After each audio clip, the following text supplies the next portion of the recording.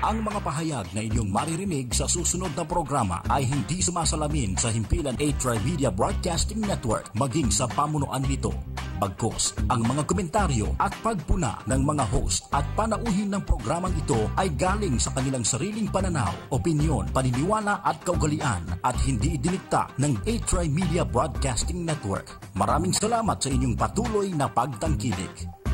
This program is brought to you by A-Trimedia Pro Incorporated. Magandang umaga. Congratulations. Tagahanga mo kami. Hindi mo lang nakakuha. Matagal na kami nakikinig sa'yo. Kasi magandang programa mo. Bukod sa mayroong tinatalakay na tama sa bayan, mayroong humor. At saka bilib ako sa'yo. Kasi nung minsan, parang nagagalit yung babae sa'yo, pero hindi mo pinatulang, cool ka lang. Ang ganda ka, tinan mo ka ako yung si Percy ka ako, magaling talaga ako. Pero talagang kaka ko, maganda ka makiharap sa tao. Congratulations, babati lang ako sa'yo at more power. Keep it up. Balita, impormasyon at mga isyong may kinalaman sa bayan, lahat isisiwalat ng walang takot, lilinawin, hihimay-himayin, matapang, ngunit malalim at makatotohanang komentaryo sa Lapid 5. Lapid 5, kasama si Percy Lapid.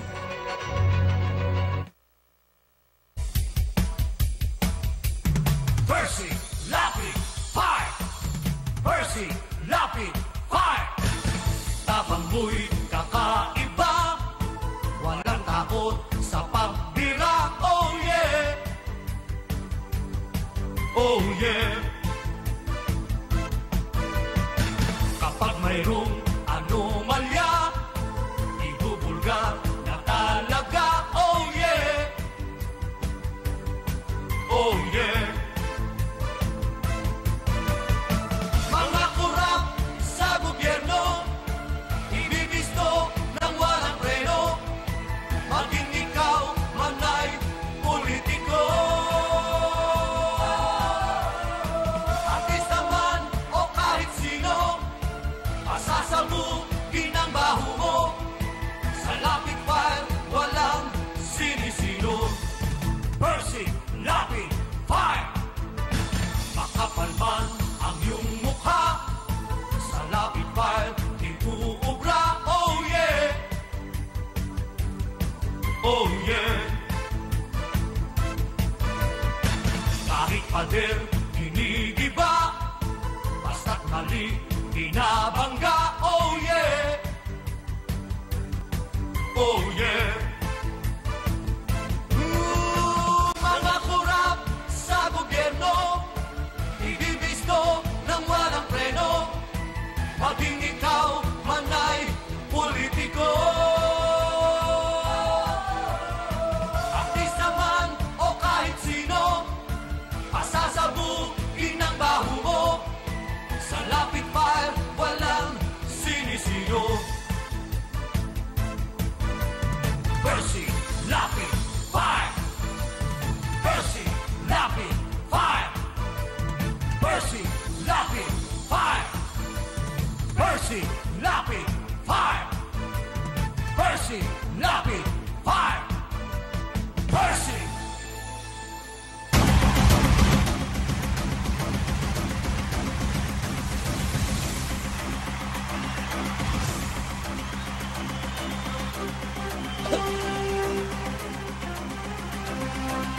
Magandang umaga. Ito po si Percy Lapid. Ito naman po si Rose Novenario. Ito po naman si Peter Calastrat. Sa pangalan po ni Atong Ma, muli po kaming mag-aanyaya hanggang alas 10 ng umaga sa pagtatanghal ng ating palatuntunan. Natatampukan ang mga pagtalakay sa mahalagang issue na ating pong pag-uusapan. Sa mga nais pong magbigay ng reaksyon, bukas po ang ating landline sa ating himpilan. Ang numero po ay 4120288. Samantala, ang text line po naman natin ay 0917-798-8910. Tayo po ay napapanood sa A-Tri TV, ang radyo sa telebisyon, sa pamamagitan po ng Cable Link TV Channel 7. Ano man ang inyong pinagkakaabalahan sa mga sandaling ito, magsama-sama po tayo hanggang alas 10 sa pagtatanghal ng Balita, impormasyon at mga isyong may kinalaman sa bayan. Lahat isisiwalat ng walang takot, lilinawin, hihimay-himayin, matapang, ngunit malalim at makatotohanang komentaryo sa Lapid Fire. Lapid Fire. Kasama si Percy Lapid.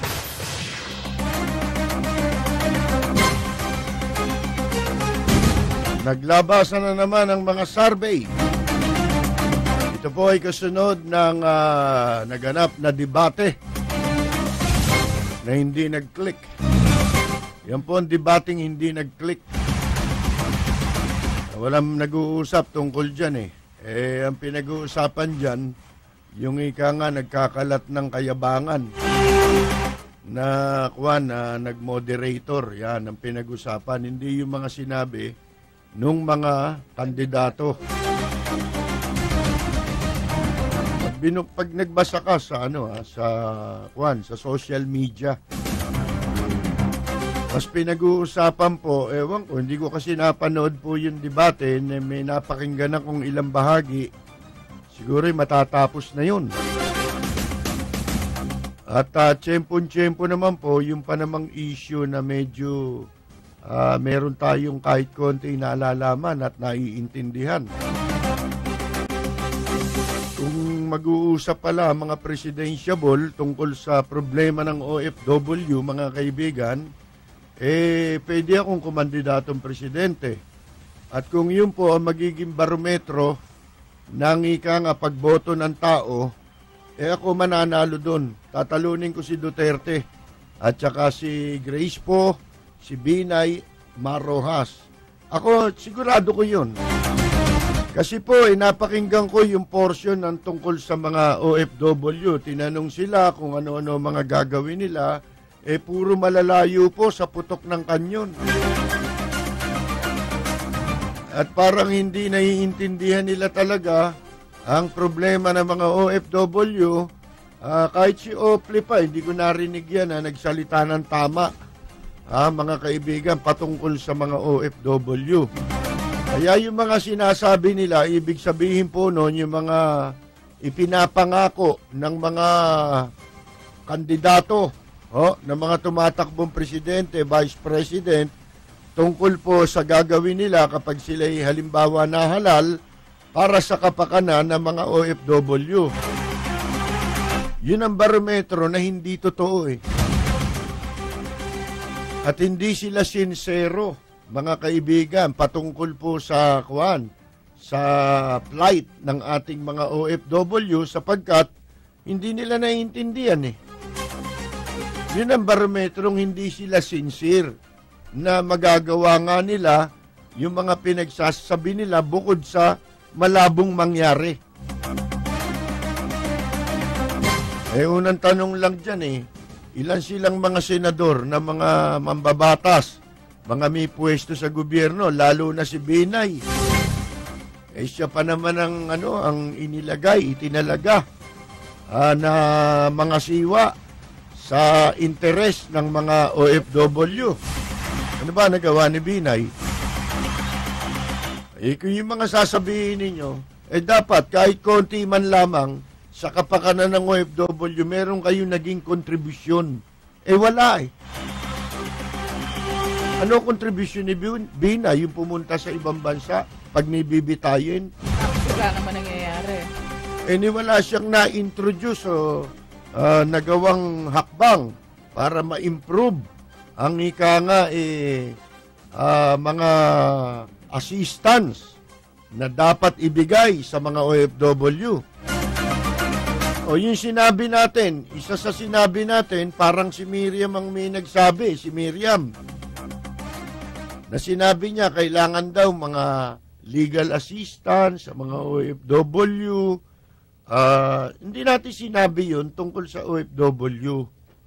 Nabanggit ko pala yung assistance, legal assistance, tungkol dun sa mga nahuhuli sa tanimbala, di ba? Na mga senior citizen.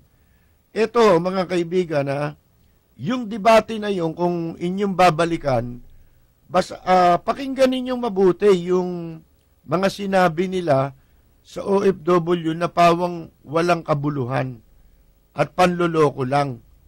Iba yata naging salitado ni Grace po, iba rin ang sinabi ni Chis Escudero nung siya sumabak sa debate ng mga vice presidential.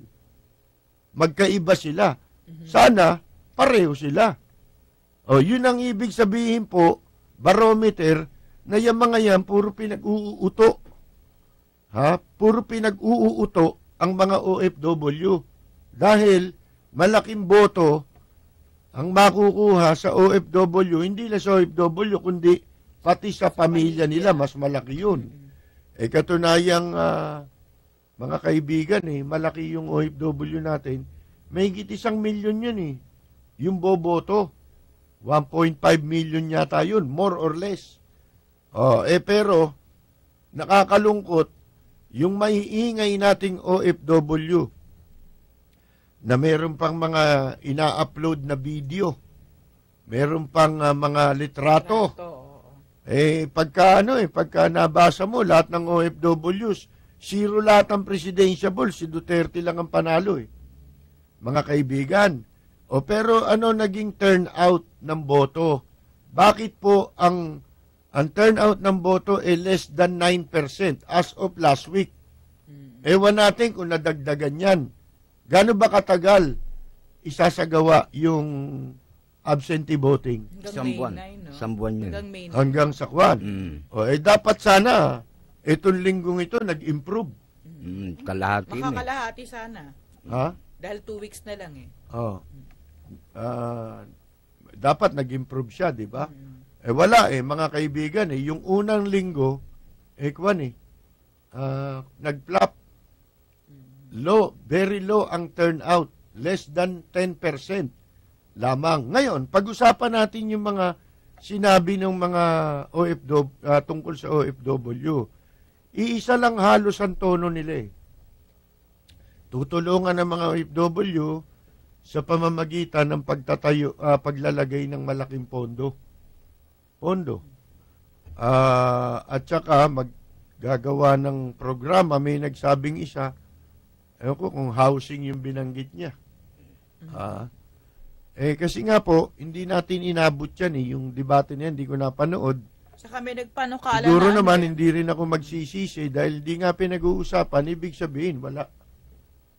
Kami nagsabi na ihiwalay sa DOLE yung OFW. Si Duterte naman, Department of OFW. Yun nga, siya nagsabi. Gagawa ka ng panibagong departamento. Wala ka nang pampasweldo Dadagdaga pa ng departamento. Nanloloko rin si Duterte pagdating sa OFW. Mga kaibigan, ang katunayan na nanloloko sila, hindi nila binanggit yung pondo ng OWA na ating pinag-usapan nung isang araw. Yung pondo ng OWA, wala pong ipinagkaiba yan sa pondo ng SSS at saka ng GSIS na kung tawagin ay trust fund. Mabuti pa nga ang SS ang GSIS. Merong inventaryo kung magkano Ang budget niya, nalalaman mo yung OWA. Bakit hanggang ngayon walang accounting yung OWA? Walang nag-o-audit sa OWA. Kailan pa na itayo yung OWA na yan? Nung panahon pa ni Marcos yan Pinalitan lang ng konti yung pangalan Dati yan welfare fund administration. Nung panahon na ni Cory, naging OWA na, Overseas Workers Welfare Fund. Bakit hanggang ngayon walang nag-o-audit niyan? Walang nag-a-accounting niyan? Buti pa yung PAGCOR na i-account pero itong pera na ito ng mga OFW, hanggang ngayon wala po tayo nababalitaan kung magkano na ang perang naimpok sa OWA at nalikom nila para sa kapakanan ng mga OFW. Mga kaibigan, una, wala yon.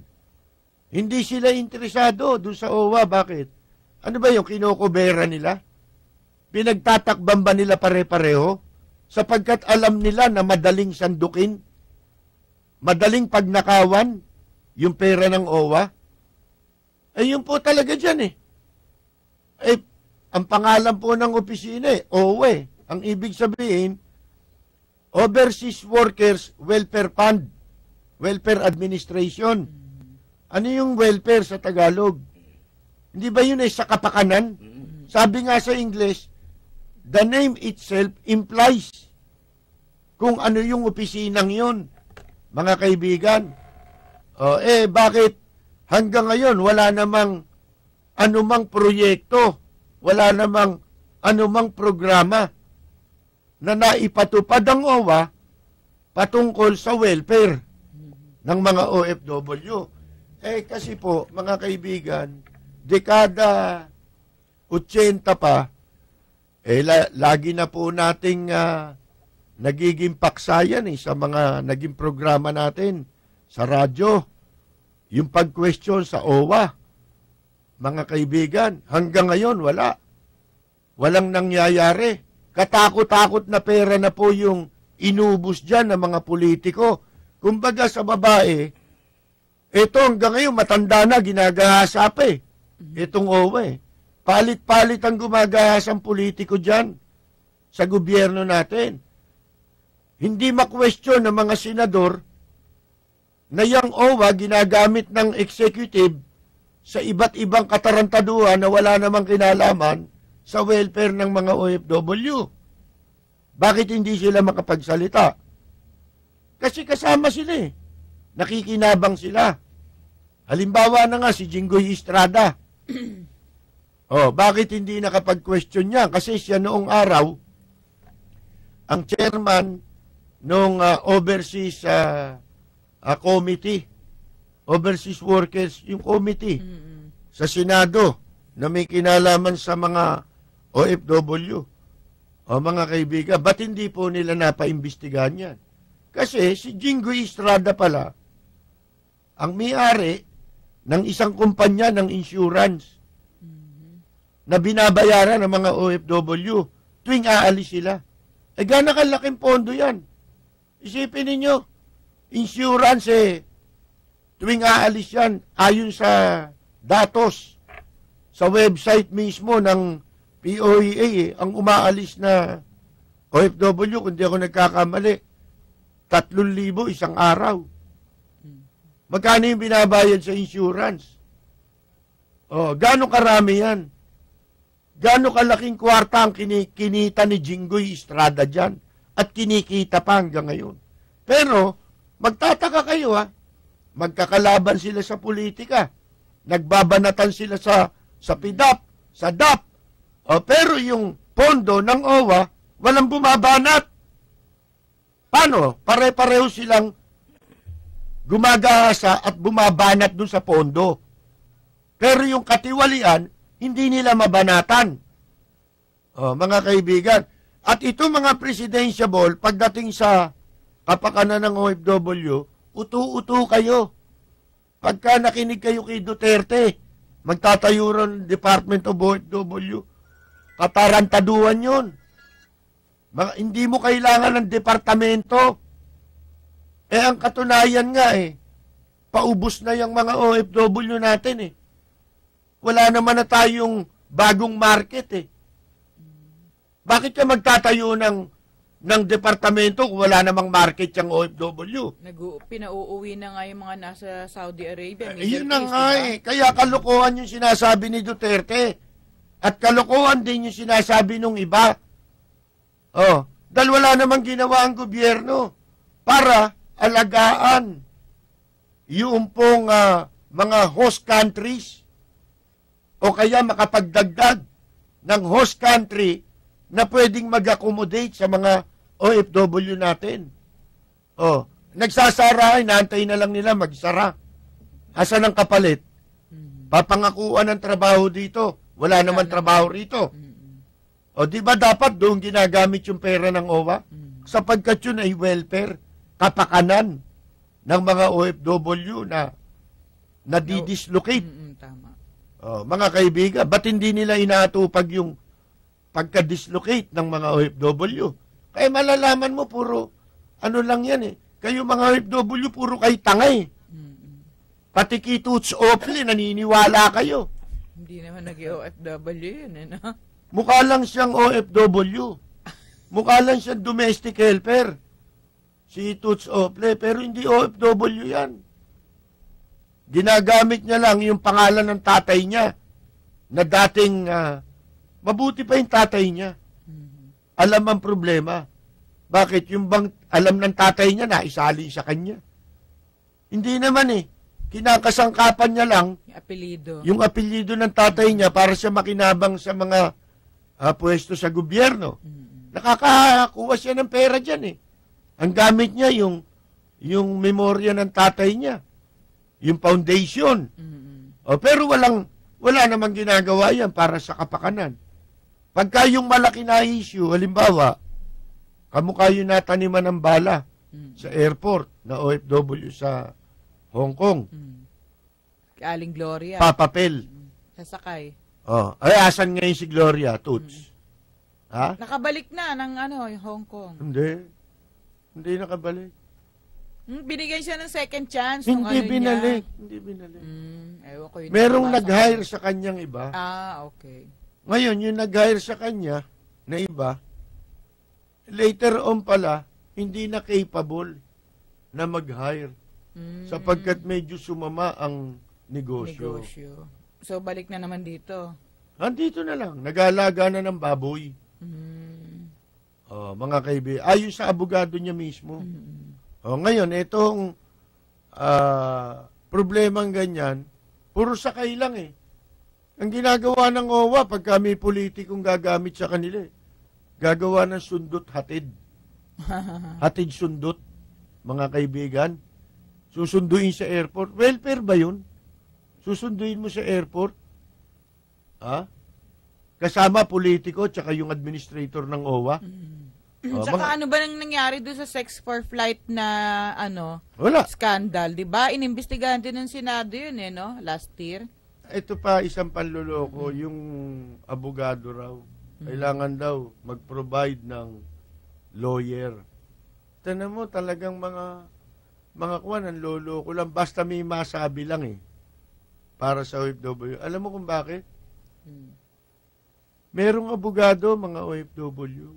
Pagdating nila doon sa kanilang lugar kung saan sila ng kanilang deployment. Alam mo kung bakit? Meron tayo doong labor attaché. Oo, tama. Yan ang trabaho niyan eh. Ng labor attaché eh. Idepensa. Ipagtanggol ang ating mga OFW. Ngayon, merong mga cases, halimbawa, katulad sa Middle East, na hindi pwede mag-represent ang foreign lawyers. Kaya, ang gagawin, nag-hire sila ng mga nationals doon. Kailangan yung national Arabian lang ang pwede ron na mag-represent sa babayaran ng gobyerno yun. At saka pangalawa, raw yung OWA, hindi rin eh. Alam mo kung bakit? Bukod sa labor attaché, may duplication pa nga eh. Ang laki ng ginagastos ng ating pamahalaan sa pagpapasweldo ng mga welfare officers sa ibang bansa. Dati wala naman yun eh. Yun yung galing sa OWA. Yan, nagpapadala sila. Kumakatawan sa OWA. Hindi kumakatawan to, kumakawatan ito sa OWA. Dahil wala naman silang silbi. Well, meron ng labor attaché doon. Kaya nga, duplication eh. Di ba yung abogado, yun para sa welfare? At saka yung hindi lang para i-depensa ka, kundi any concern na may kinalaman sa welfare problema ng OFW. Ang dapat mong pupuntahan pagdating mo sa ibang bansa, dudulog ka sa labor attaché. Kung tawagin yun, LABAT office. Labor attaché office. Mga kaibigan. Sus Mariosep, ang tagal kong OFW kaya alam ko bakit hindi nila natutugunan talaga yung problema na dapat nilang mga programa na dapat nilang itatag, hindi nila masabi. Hindi nila alam. Unang-una, yung pera, parang ini-screen na nila yung OWA. Tinatago nila sa mata ng publiko yung pera na iniipon sa OWA. Sa dami po ng naipon na pera dyan sa OWA, sobra-sobrang makapagpatayo ng Hospital. tigi-tigi isang ospital sa Luzon, Visayas, Mindanao. Sobra-sobrang nakapagpatayo na ng mga eskwelahan sa Luzon, Visayas, Mindanao para po sa kapakanan ng mga OFW sa pamilya nila. Na makapag-aaral ng libre. Sobra-sobra yung pera nakapagpatayo sana ng sariling bangko. Ngayon may problema tayo sa mga foreign banks. Dahil sa nangyari dito sa Pilipinas, hindi pa nangyayari ito eh. Yan palang RCBC at saka mangilang bangko pa, ang ban na sa Italy. Binana ng yung mga nasa banking community ron. Hindi na isinasama yung RCBC sa sa tie-up, pakikipag-tie up ng mga bangko para sa iba't ibang klase ng remittance. Mga kaibigan. Matagal na palang ban yan eh. Yung hindi nga siya kasama dun sa Zoom eh, di ba? Yung remittance company na international yun, hindi kasama yung RCBC. Tinanggal na pala yan eh.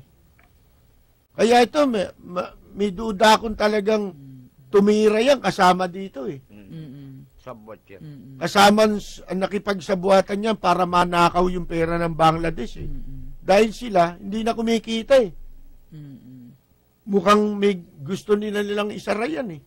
Yung bangko na yan eh. Gagamitin nilang sa money laundering eh.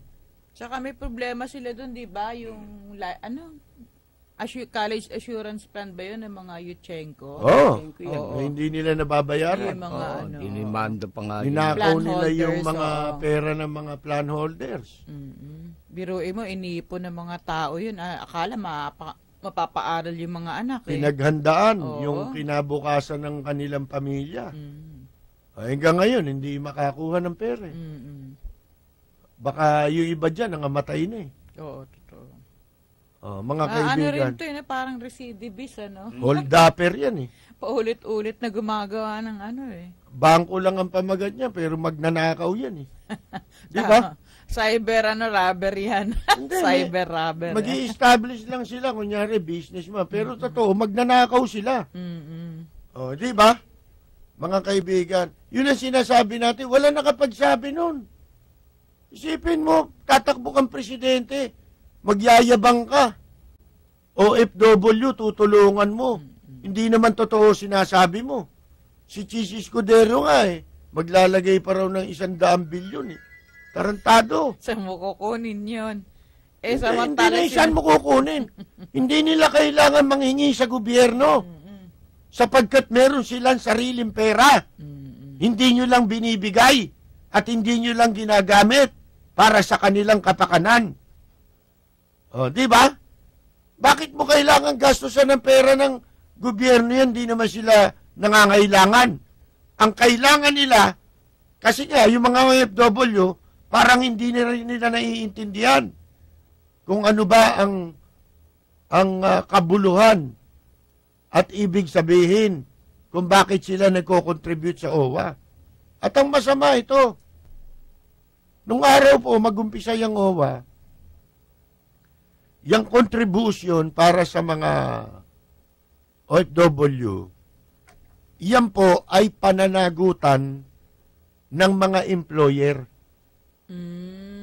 Yan kinukuha yan, sinisingil yan, hindi sa mga OFW. Yan ang talagang, mandate niyan. Hindi yung kunin mo yung contribution sa OFW, kundi kunin mo yan sa employer para sa kapakanan ng kanyang empleyado. Magiging empleyado. Yan ba ginagawa pa ngayon? Hindi na. Kanino nila kinukuha? Kinukuha nila sa worker. Hindi sa employer. Mga kaibigan. Saka di ba meron ding anong tawag dito, yung Commission on Migrant Workers ba yun? Yung dating pinamunuan ni Dante Ang? Oh. Then nagsiseminar yung mga paalis na OFW. Meron ding sinisingil dyan eh. Yan nga yung commission na naitayo doon sa Migrant Workers Act of 1995 na dapat nga automatic after 5 years nung ipatupad yung magkaroon ng visa yung batas, after 5 years dissolve na ang POEA. Oh, wala na yan. Yung nadagdagan pa. Oh. Mga kaibigan, di ba pinagbabanggit na natin lahat ng kahayupang nangyari dyan sa OWA simula pa sa panahon ni Marcos? Ano nangyari sa panahon ni Marcos nung araw? Napakaraming katarantaduhan. Puro dyan pinagkukuha yung pera. Hindi naman, wala namang kaugnayan sa kapakanan ng mga OFW. Katulad nung pagkakaproduce ng pelikulang Miss X. Oo nga. Ni Vilma Santos.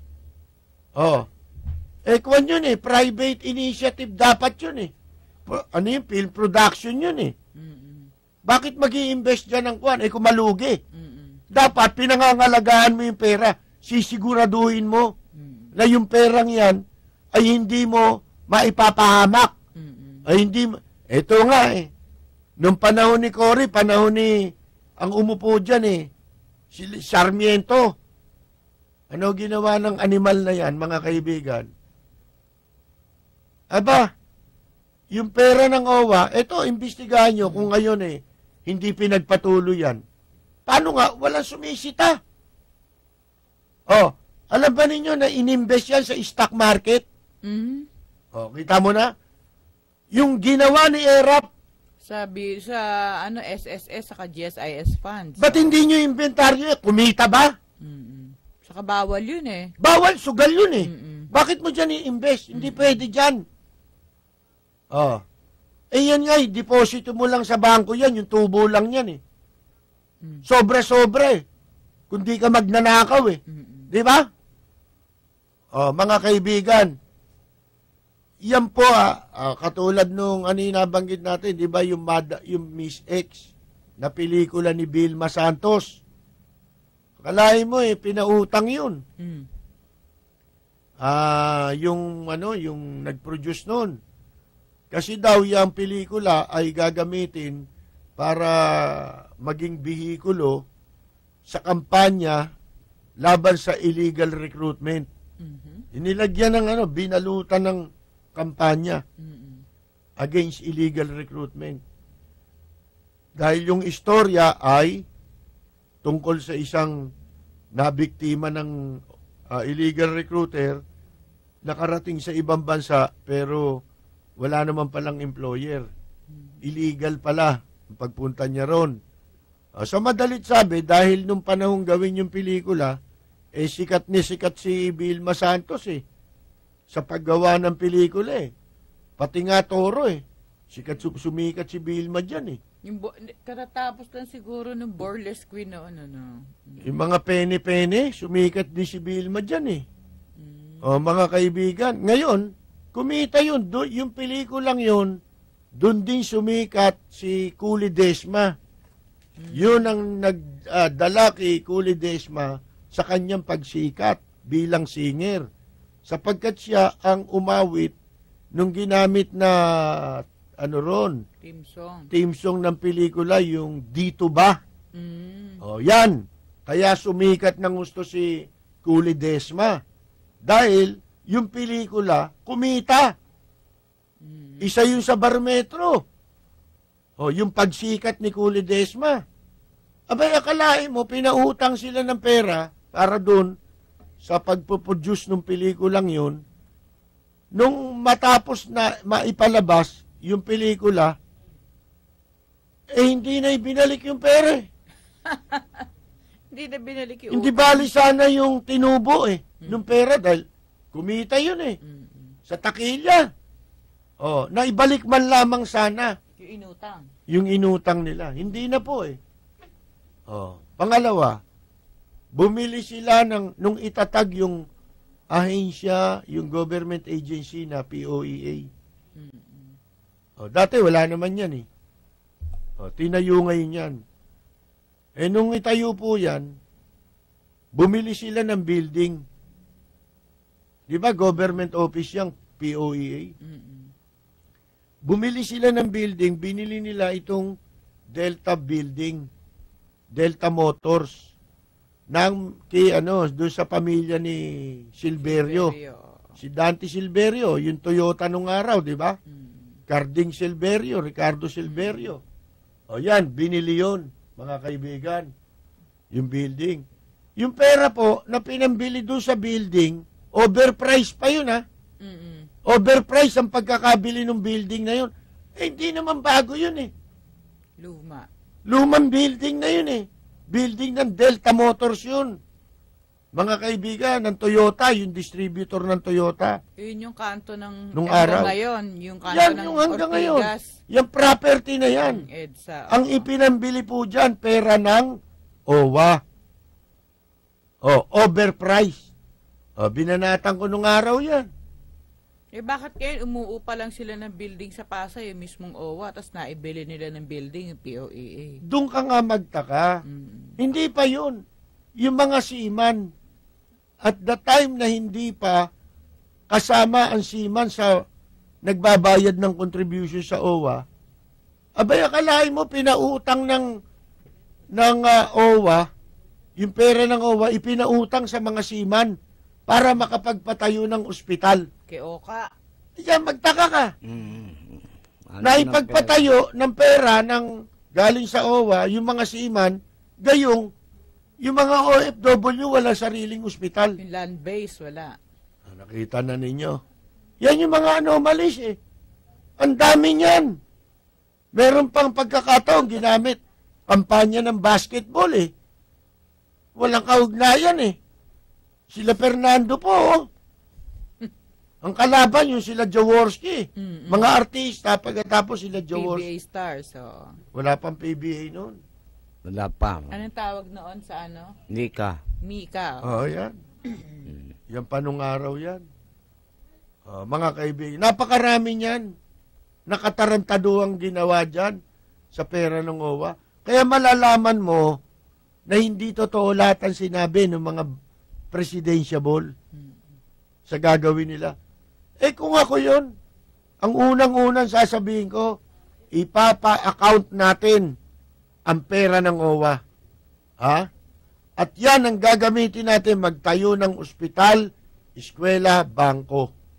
O ngayon, wala na magtitiwalang bangko.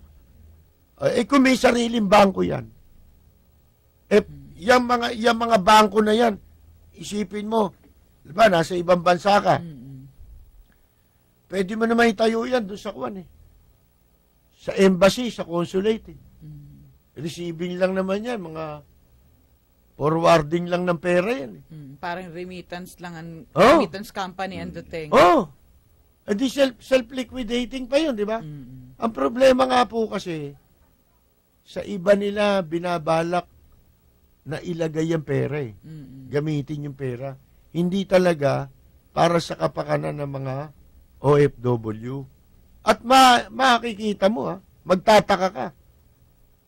Ni walang kumikibo kahit yung mga nagsasabing sila ay party list ng mga OFW. Bakit walang kumikibo? At saka, magtaka kayo. Bakit yung mga nakaupong sa board ng OWA, walang kumakatawa sa OFW? Wala ba representative? Wala! Puro representative. Nire-rape, eh. Hindi representative, eh. Sa board ng OWA. Automatic kasi dyan, chairman, yung Department of Labor Secretary. Tapos kasama dyan yung mga OWA, POEA. Mga kaibigan, tingnan ninyo katarantaduhan yan. Yan lang, eh. Yung pera lang na yan, sobra-sobra para nagamit sana upang yung mga OFW natulungan.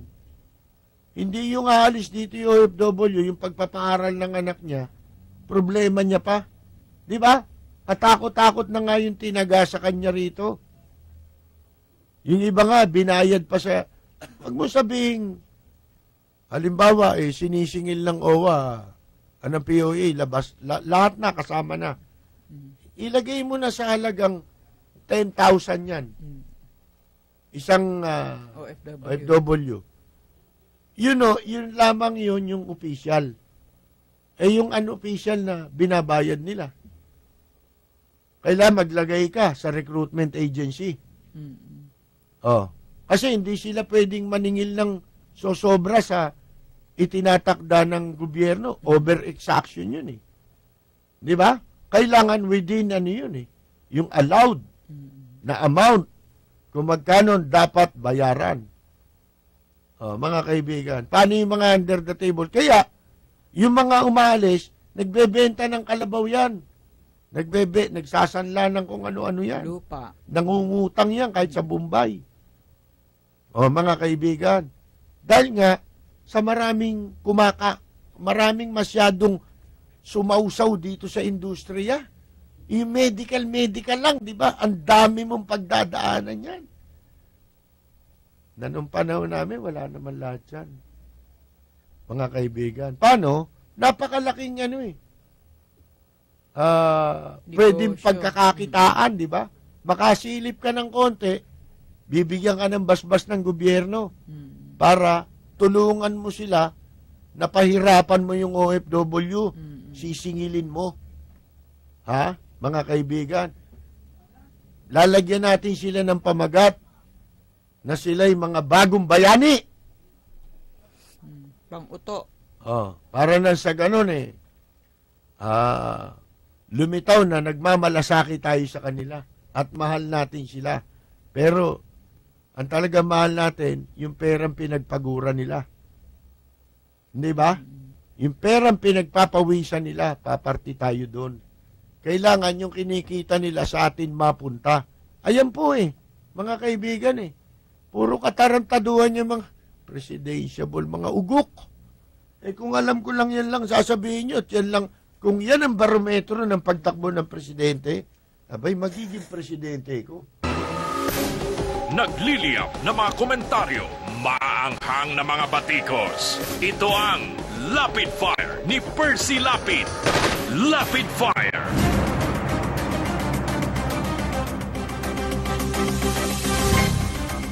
Ito pong survey ngayon, may bago raw survey. At sinasabi, si Duterte raw nalusutan yung galit ng publiko sa rape. Doon sa kanyang statement na bumabastos sa isang biktima ng panggagahasa, pinatay. Bali ba, ito'y missionary. Di ba? Mga kaibigan, ano raw yun? Nalagpasan daw ni yun? Ni Duterte yun. Kaya siya ay number 1 pa rin. Ayan po mga kaibigan. Yan ay sa kabila. Alam nyo, number 1, kahit ba maging consistent ka number 1 hanggang sa May 8. May 8. Bisperas ng eleksyon. Ang eleksyon natin ni May 9. Diba? Kahit na maging number 1 ka ron, hindi yun nagsasabing komo ikaw ay kaya nga kami dinidiscourage namin ang survey. Diba? Na maniwala kayo sa survey. Dinidiscourage namin yan kasi negosyo lang yan Yan, kumikita sila para yung mga kandidato na napapalitaw nilang mga nangunguna sa survey, ipaghanap buhay sila. Kasi pagka nakitang mataas sa survey, may magbibigay. Pinagkakakitaan. Kikita sila, kikita rin itong survey. Kaya sa madalit sabi, negosyo yan. Panloloko yan. Ang eleksyon natin, May 9. Sabihin mo nang ikaw na, ang taas mo na, 50%. Wala, imposibleng mangyari ngayon yun. Bakit? Kasi 4 silang kandidato, 5 Ilan ba? 5? 5 silang kandidato Hindi pwedeng mangyari yun. Sa kasaysayan ng eleksyon, wala naman bobotong ganun karami. Makakakuha ka ng 50%, kukuha yung iba ng tigta 20%, 30%. Di sobra. Ngayon kasi minority president eh. Yun nga, ang yun ang tinutukoy natin. Kaya sila, hanggang 30% lang eh. Di ba? Hanggang 30% lang. Tsaka yun, dun lang sa natanong nila. Ilan lang yung 4,000. Yun tinanong nila. Kung may tinanong nga. Oo. Ngayon, pagdating ng May 8, sige, mataas ka na. 40% ka pa. Ha? Imposible na yun. 40% ka. Mga kaibigan, pagdating ng May 9, ang tanong sa'yo boboto ba lahat yung 40% na kinausap nyo? Ha? 40% sa tama, 40% sa kinausap, 4,000. Lahat ba yung boboto? 600 sa 4,000. Paano ka nakakasigurong boboto yan? Yung mga nagsisigawan na yan, boboto ba yan? Mga kaibigan, nakikisigaw lang yan eh. Uso. Unang-una ano yan hindi na kapagpa-biometric yan eh. Si Freddy Aguilar, may pasupo-suporta pa. Butante ka ba? Mula nung matalo yan sa Quezon City, tumakbong mayor yan. Hindi na yata bumoto yan eh. Yan ba pipila para makapagpa-biometric? Pumila ba yan? O yung mga maiingay na yan, na mga celebrity, Duterte raw sila, Duterte. Nagpa-biometric ba kayo?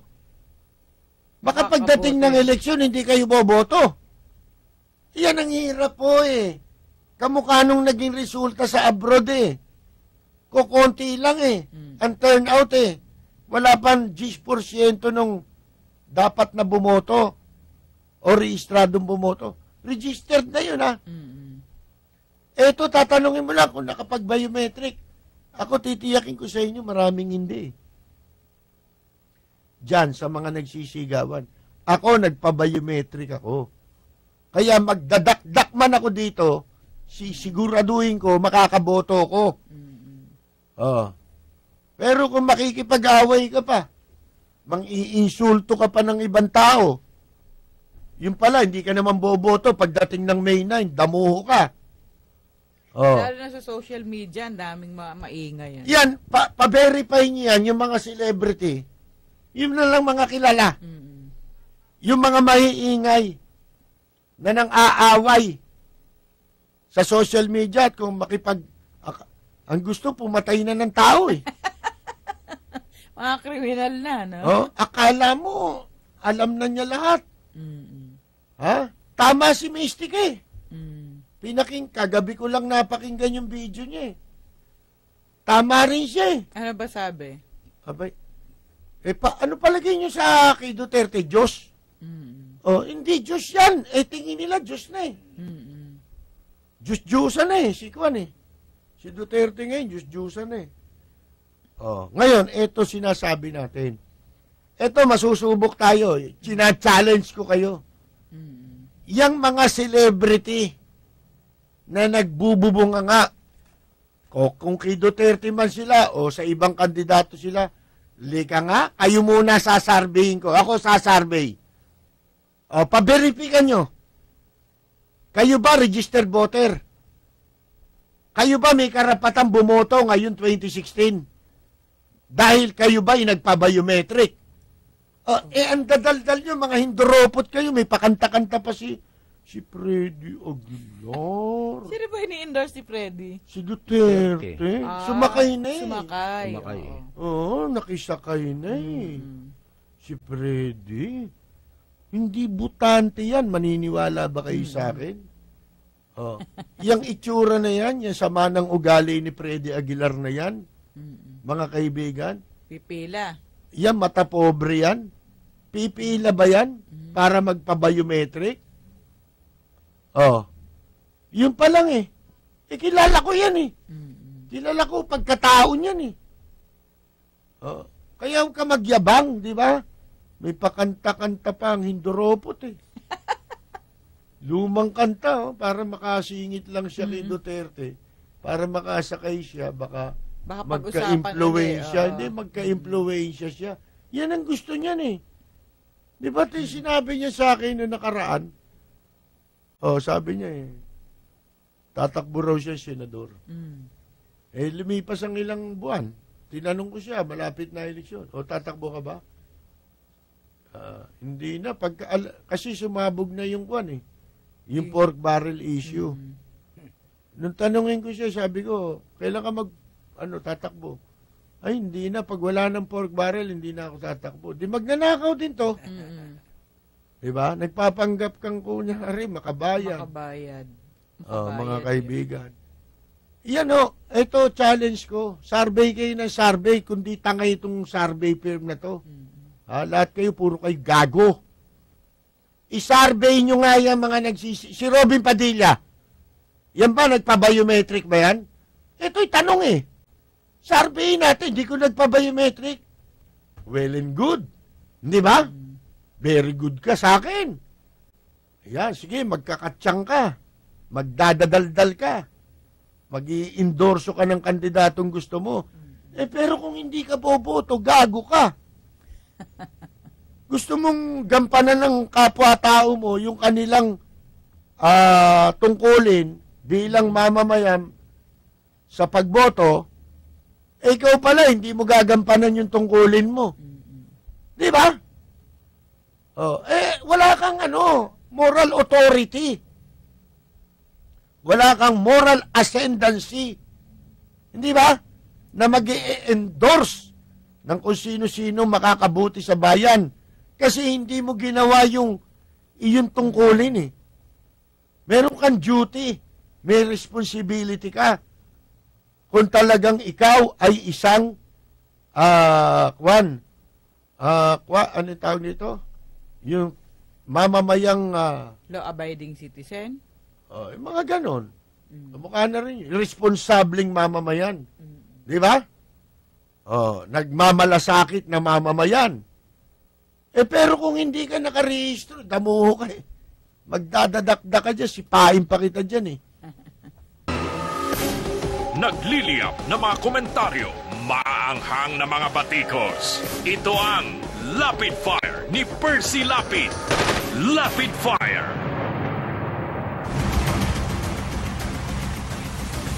Yan lang ang challenge natin mga kaibigan. Doon sa mga celebrity, hindi lang doon sa mga sumusuporta kay Binay.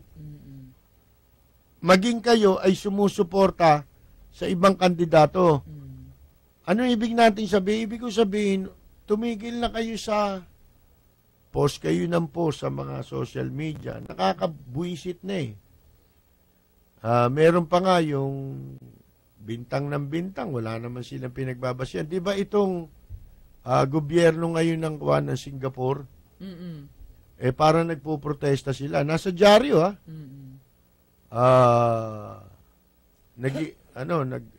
Kukuhan sila kung paano sila makakapaghain ng reklamo laban dun sa mga nag-post sa social media. Peke yun eh. Na pinalilitaw nila yung Prime Minister daw ng Singapore inendorso si Duterte. Yan eh, gawain talaga ng mga kwan yan eh. Ng mga sumusuporta kay Duterte. Yung namemeki sila ng kwan. Pati yung dami ng tao, hindi totoo yun eh. Ano yan eh, mga Adobe yan eh. Photoshop. Pinotoshop lang mga yan eh. Kahit na sinong kandidato, ginagawa nila yun. Mga kaibigan. Yung minions nga, napapalabas nila eh. Nagsasalita si Marroas eh. Ang nakikinig, minions. Di magagawa mo rin yun. Kunyari tao. Di ba? Hindi, tao talaga. Kaya lang, merong ano yan eh. Multiplier ah. Multiplier. Mga kaibigan, di ba? Ngayon, tanungin nyo muna yung sarili nyo. Kung kayo nakapagparehistro, baka nakalimutan nyo. Tsaka napaka-imposible naman yung Prime Minister makikialam sa eleksyon ng ibang bansa para mag-endorso ng kandidato. Ngayon, walang makapag-comment. Oo. Doon sa doon sa balitang yun. Nakapost, walang nagsasalita. Wala nagko-comment. Takot. Takot pala kayo, induropot kayo eh. Kami po yung magbabalik, mga kaibigan, pagkatapos ng ilang paalala. At sa ating pong pagbabalik, sabayan na po tayong mapapakinggan sa DCRJ Radyo Bandido.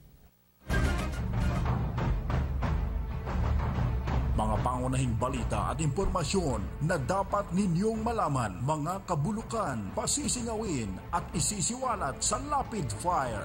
Makabuluhan at makatotohanang komentaryo para sa kapakanan ng bayan. Ihahatid sa inyo ni Percy Lapid, Lunes hanggang Biyernes, alas 9 hanggang alas 10 ng umaga. Samahan si Percy Lapid sa Lapid Fire dito sa DZRJ 810, hatid sa inyo ng 8 Tri-Media Broadcasting Network. 8 Tri-Media Pro Incorporated. This is 8 Tri TV.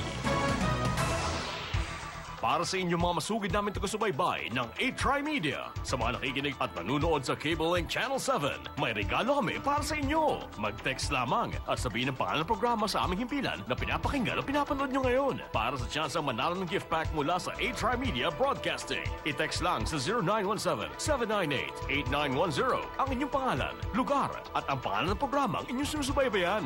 0917-798-8910. Text na! Naghahatid ng balita at impormasyon sa bawat Pilipino. DZRJ 810, handog sa inyo ng 8 Tri-Media Broadcasting Network. Balita at impormasyon sa mga napapanahong kaganapan, makatotohanang komentaryo at tunay na public service. Usapin sa kalusugan, entertainment, mga gimmick at papremyo. Lahat ng yan narito sa 8 Tri-Media Broadcasting Network, ang himpilan ng bawat Pilipino. This program is brought to you by 8 Tri-Media Pro Incorporated. Magandang umaga. Congratulations. Tagahanga mo kami. Hindi mo lang nakakuha. Matagal na kami nakikinig sa'yo. Kasi magandang programa mo. Bukod sa mayroong tinatalakay na tama sa bayan, mayroong humor. At saka bilib ako sa'yo. Kasi nung minsan, parang nagagalit yung babae sa'yo, pero hindi mo pinatulang, cool ka lang. Ang ganda ka, tira mo ka ako yung si Percy ka, magaling talaga ako. Talagang kaka ko, maganda ka makiharap sa tao. Congratulations, babati lang ako sa'yo at more power. Keep it up. Balita, impormasyon at mga isyong may kinalaman sa bayan, lahat isisiwalat ng walang takot, lilinawin, hihimay-himayin, matapang, ngunit malalim at makatotohanang komentaryo sa Lapid Fire. Lapid Fire, kasama si Percy Lapid. Balita, impormasyon at mga isyong may kinalaman sa bayan, lahat isisiwalat ng walang takot, lilinawin, hihimay-himayin, matapang, ngunit malalim at makatotohanang komentaryo sa Lapid Fire. Lapid Fire, kasama si Percy Lapid. Ang balitang ito ay hatid sa inyo ng Hataw. Number 1 sa balita, basta tabloid, Hataw.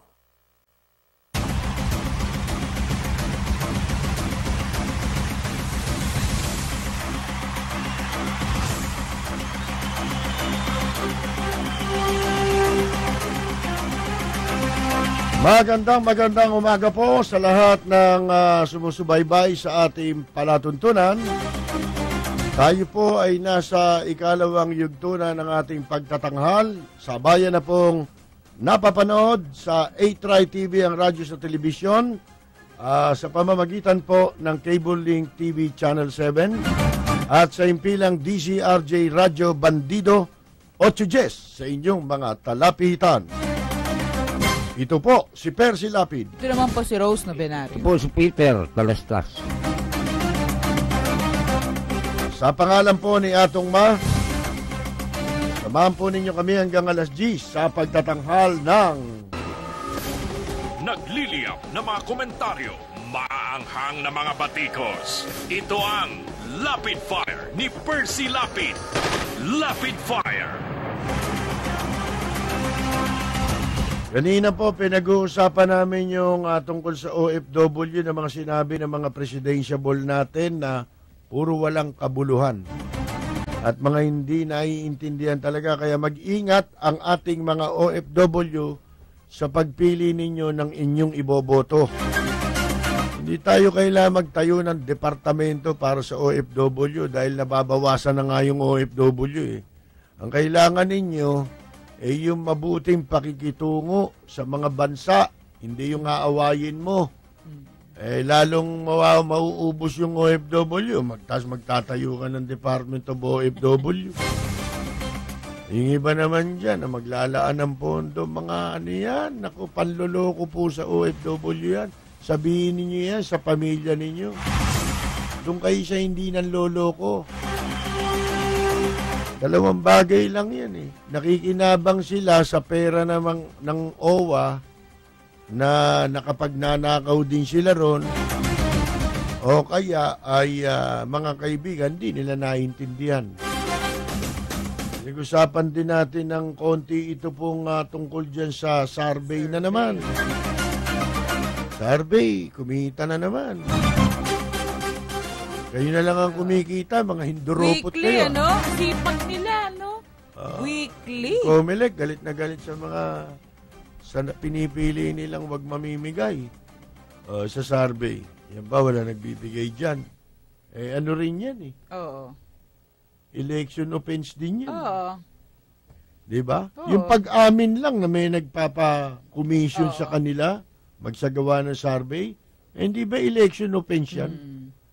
Oh, 'di ba parang ano 'yan, kamukha yung nagbibigay din sila ng pera sa karaniwang botante. Ganon din 'yan eh. Oh, mga kaibigan, ba't di pinagbabawal? Yun ang dahilan na dapat ipagbawal 'yan. Pwede naman 'yan kahit walang batas eh, no? Oh. Bilik lang issue ng Yun kanilang ang batas.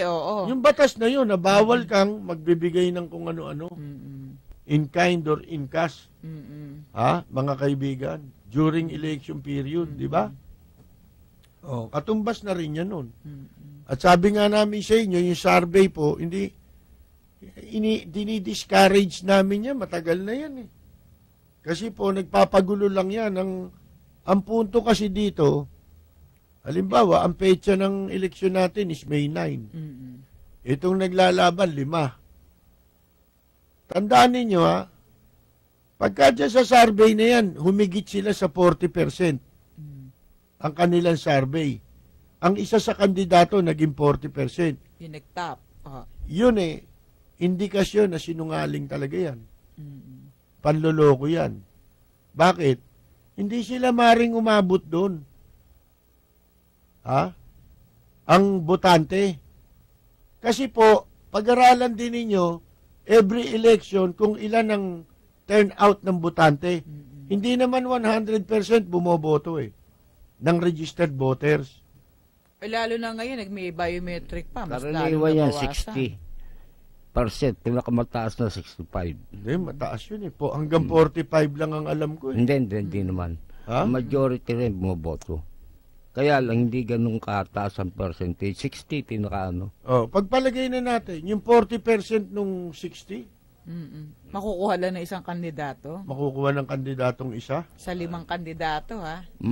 Sa Mindanao, umabot ng 51. Sino? Si Duterte. Mindanao lang yun. Hindi. Ito nga ang gusto kong sabihin, hindi yun eh. Ikinokonekta natin yan sa araw ng eleksyon at saka itong survey. Survey lang ito eh.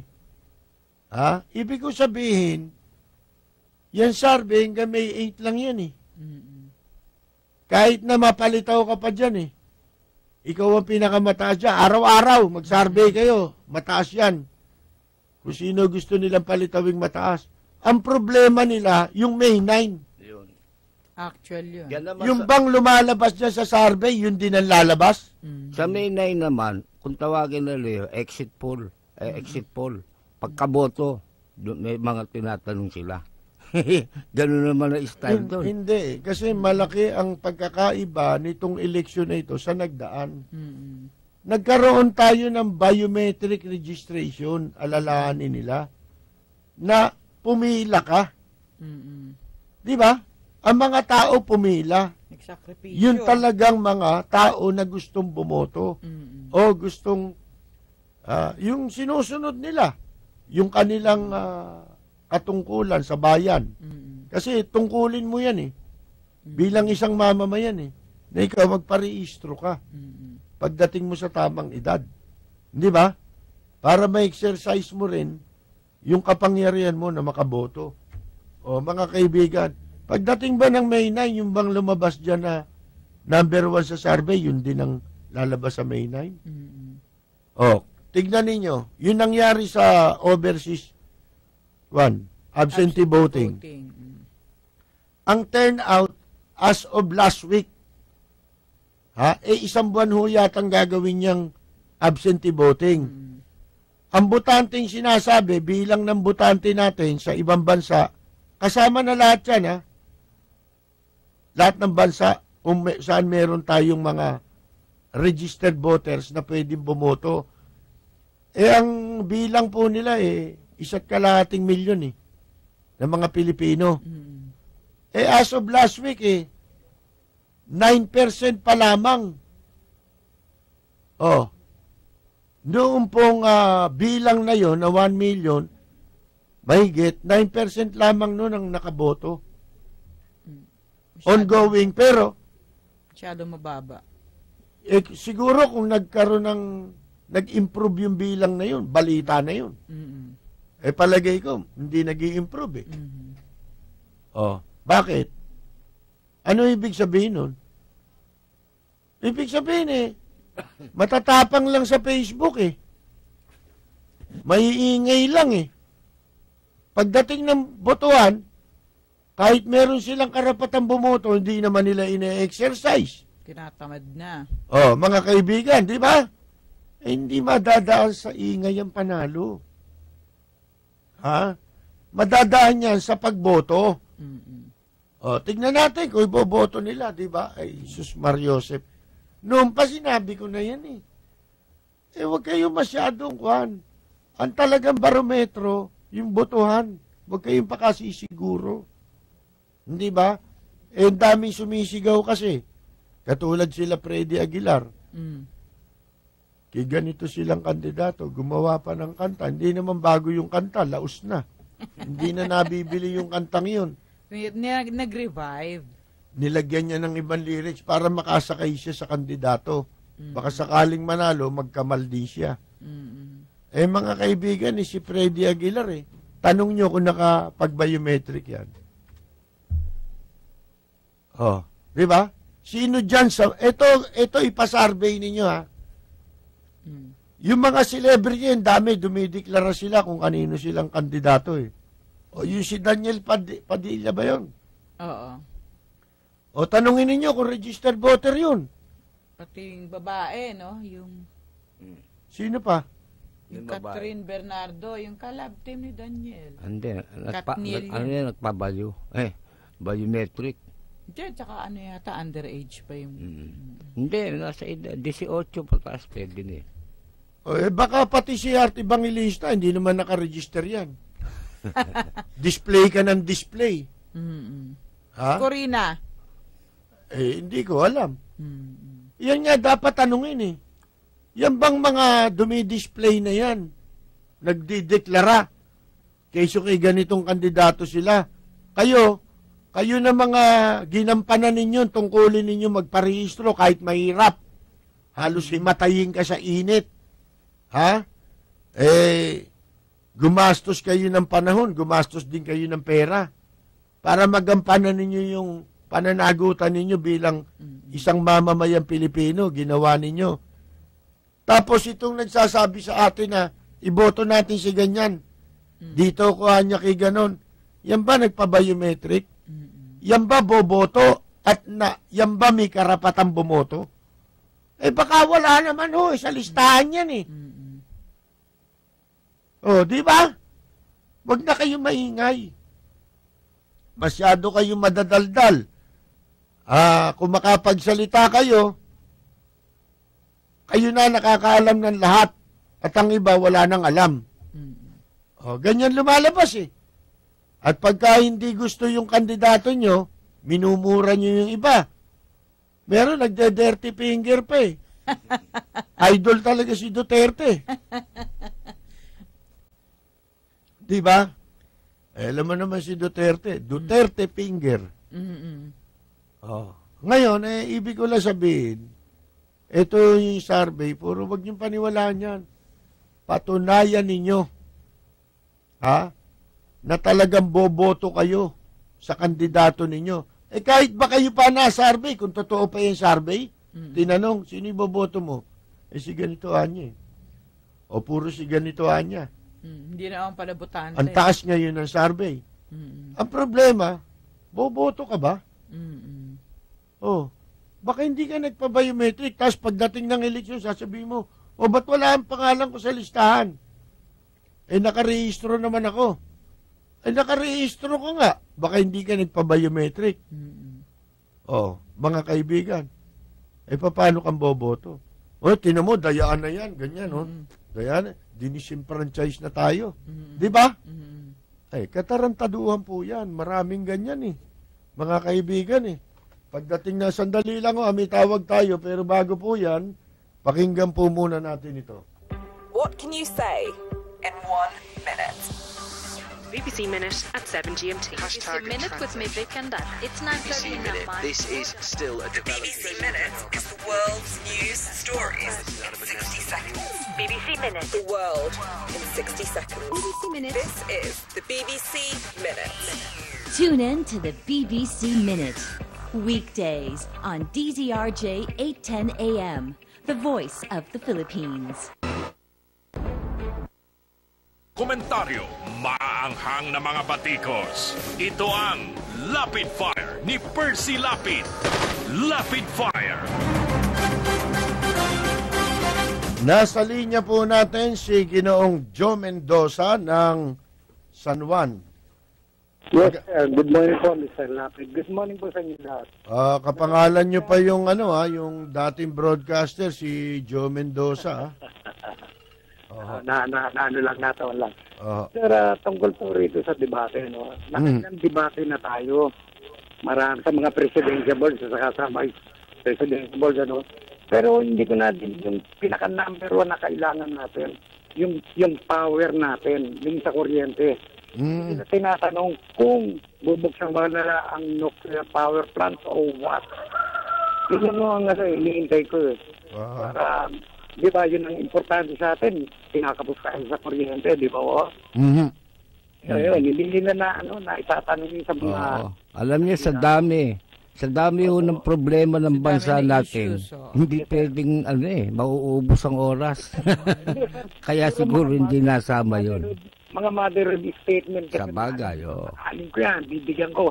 Wala yun, ililibing ko si Marcos, palalayaan ko si Gloria. Pati ba naman yun, Ang importante sa atin yung pangangailangan ng ating bayan.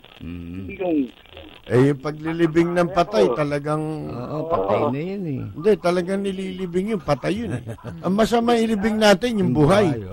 Pagka sila nakapaglibing ng buhay, bibilib ako. Yes, sir, kasi importante ito. Ito ang pinaka-number 1 problema natin. Marami. Una-una, yung presyo ng kuryente, presyo ng tubig. Hindi napag-usapan din yun Hindi nila na itatanong. Ba natin ito, Limitadong masyado. Ano gagawin niyo sa mahirap? CCPP, kung ano yung mga kaleksya ng mga yun na nga. Wala yun. Importante po, itong kuryente natin. Sino ba iboboto nyo? Tama ka, Mr. Joe Mendoza. Mr. Mendoza, sino ba iboboto nyo? Wala pa ako, nag-iisip ako. Undecided, Hindi ko nag-iisipan pa natin yan. Tama ho yung ginagawa nyo. Kailangan talaga hindi tayo padalos-dalos. Opo, sir. Hindi tayo padute. Salamat po. Thank you po.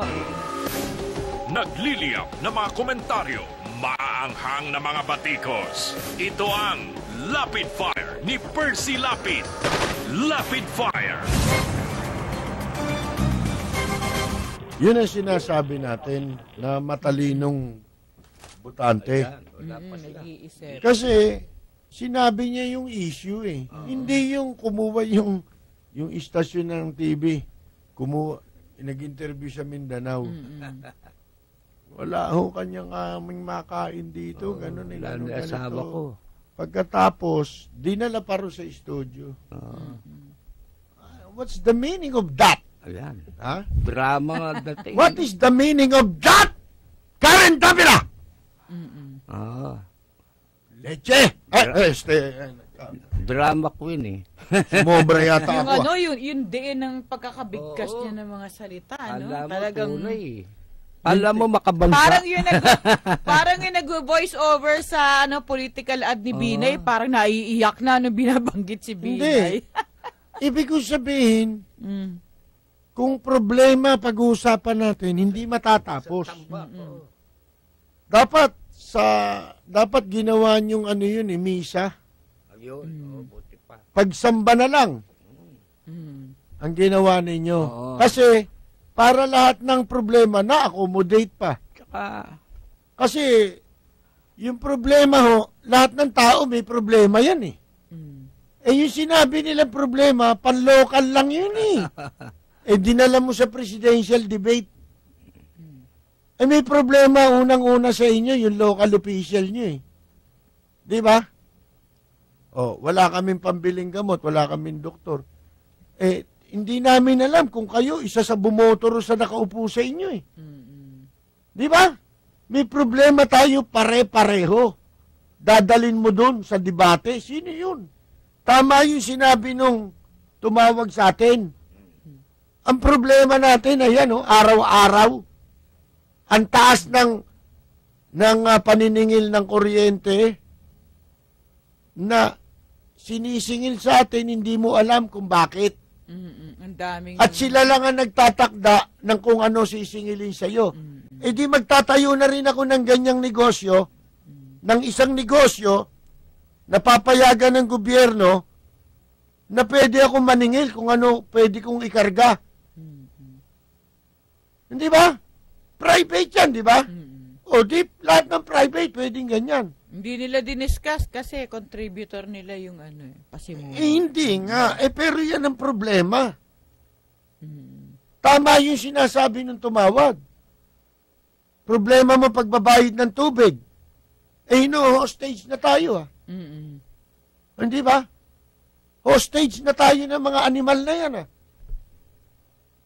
Paano? Ang presidente, siguro, kaya hindi nila mabanatan. Kasi nga, contributor nila. Mga kaibigan, yan ang sinasabi po natin. Yun ang matalinong butante, kamukha ni Mr. Jomi. Hindi yung makikipagtalo ka, wala ka naman pinakikipagtalo. Ano nangyayari? Ang layo naman ang sagot ninyo. Debate na ng mga presidente, ang taong bayan, nagde-debate rin. Puro debate. Sa jeep lang, matutulilitenga mo sa mga pinagsasabi ng mga Tsaka hindi mo alam yung sinasabi ninyo, hindi na po nawawala na kayo sa sibilisasyon. Nawawala na kayo sa good manners and right conduct. Lihis na kayo. Dahil buro kabastusan na sinasabi ninyo. Kailangan nyo pa bang i-post sa Facebook yung nagsasalita si Maroas pinasusulutan ninyo ng kamay. Para bang sinasabi ninyo, idolo nyo si Duterte. Saka si Erap, di ba? Nag-dirty finger din yan Hindi, ibig ko sabihin, kailangan nyo bang gawin nyo sa kandidato nyo? O kaya sa kalaban ng kandidato nyo? May napala ka ba doon? O pinalakpakan ka lang ng iba? Masaya ka na ba sa palakpak? Pasiklab. Mag-aral kang kumanta. Gusto mo mapalakpakan ka? Oo. Di ba? Mag-aral ka ng mga talent.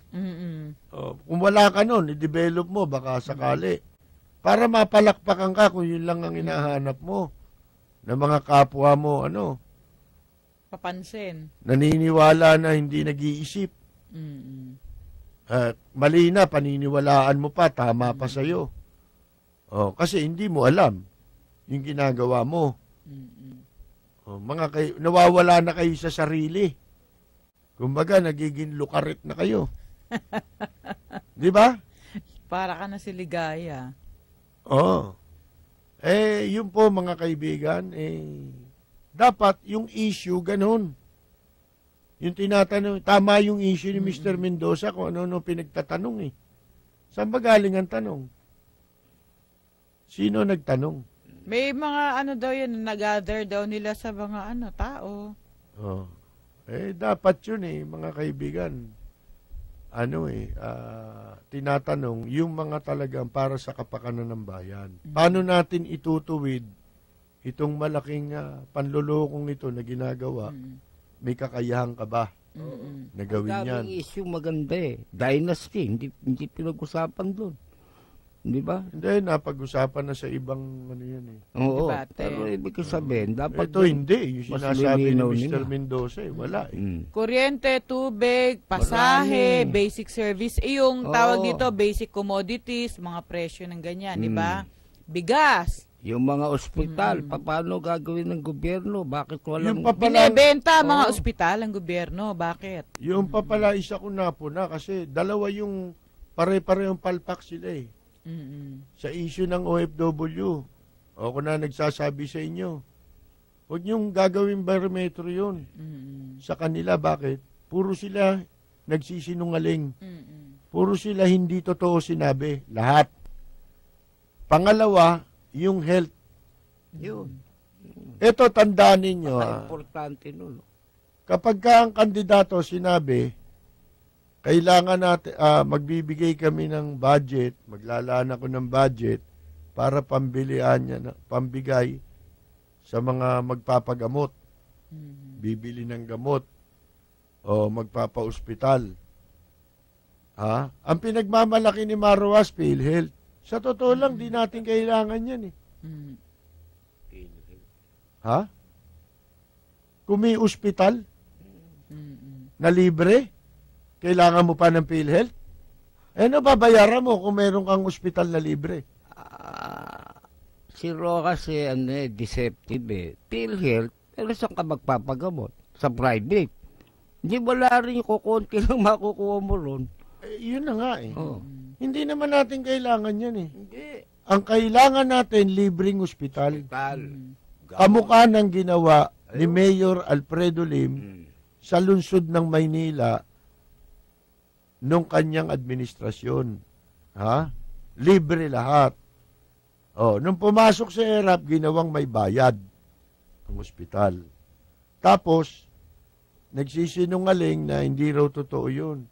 Gago ka pala Bakit kami medical pa? Orange card.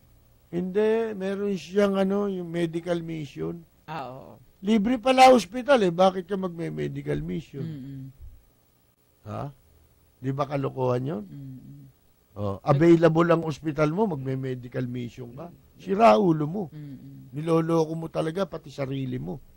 Para diba? Makasulisit. Ngayon, yun nga, ang mga kandidato na magsasabing magbibigay lang siya ng pondo, ilalaan, para itulong bilang makatulong sa pagpapagamot. Hindi totoo yun. Ang kailangan natin, libreng ospital.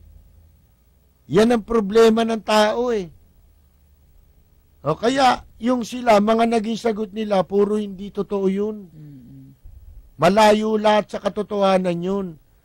Ang dapat mong hangaan pagdating sa libreng serbisyo sa medikal, si Mayor Lim,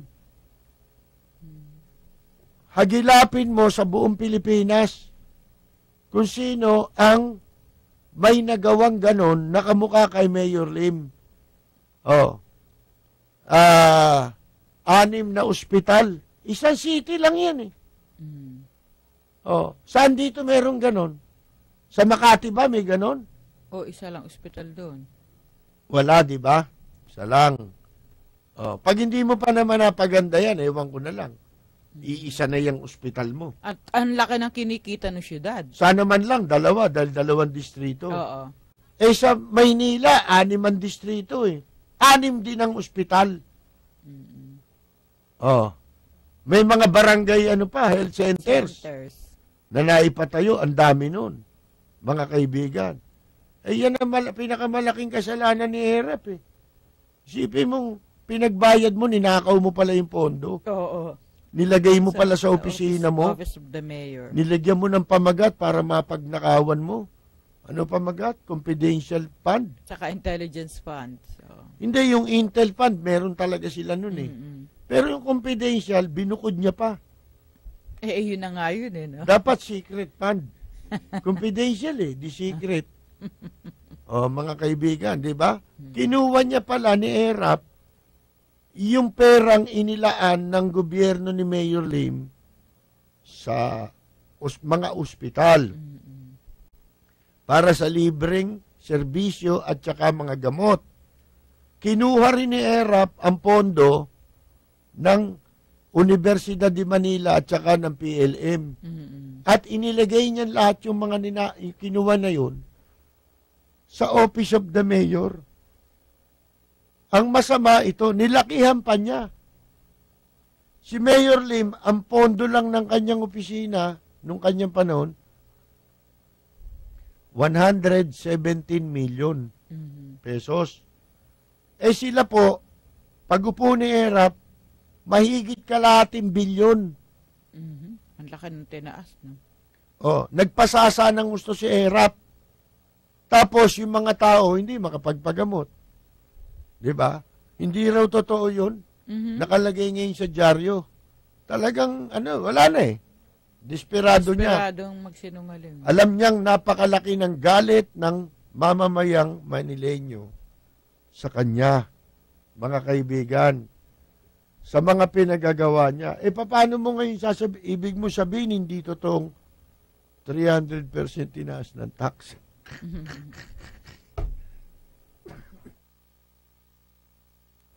Talagang mga sinungaling ito si ERAP po. Magbabalik tayo mga kaibigan.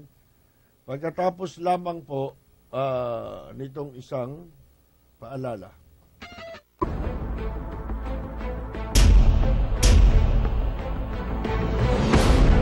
Huwag kang maingay, ha? Sa pamumuno sa paglaban sa krimen, sa pagtulong sa kapwa, sa pangunguna sa Kongreso, hinog na tayo Ako dyan. po si Samuel Sir Chief Pagdilao, Pulis, Abogado, Mambabatas, reporting for duty. Iboto sa Senado, numero 38, Samuel Sir Chief Pagdilao. Ako si Mayor Duterte, ug naghangyo kaninyong tanan nga iboto ninyo sa Senado, Senador Francis Tolentino. Tolentino, Senador, number 47. This program is brought to you by 8 Tri-Media Pro Incorporated. Lahat isisiwalat ng walang takot, lilinawin, hihimay-himayin, matapang, ngunit malalim at makatotohanang komentaryo sa Lapid Fire, kasama si Percy Lapid.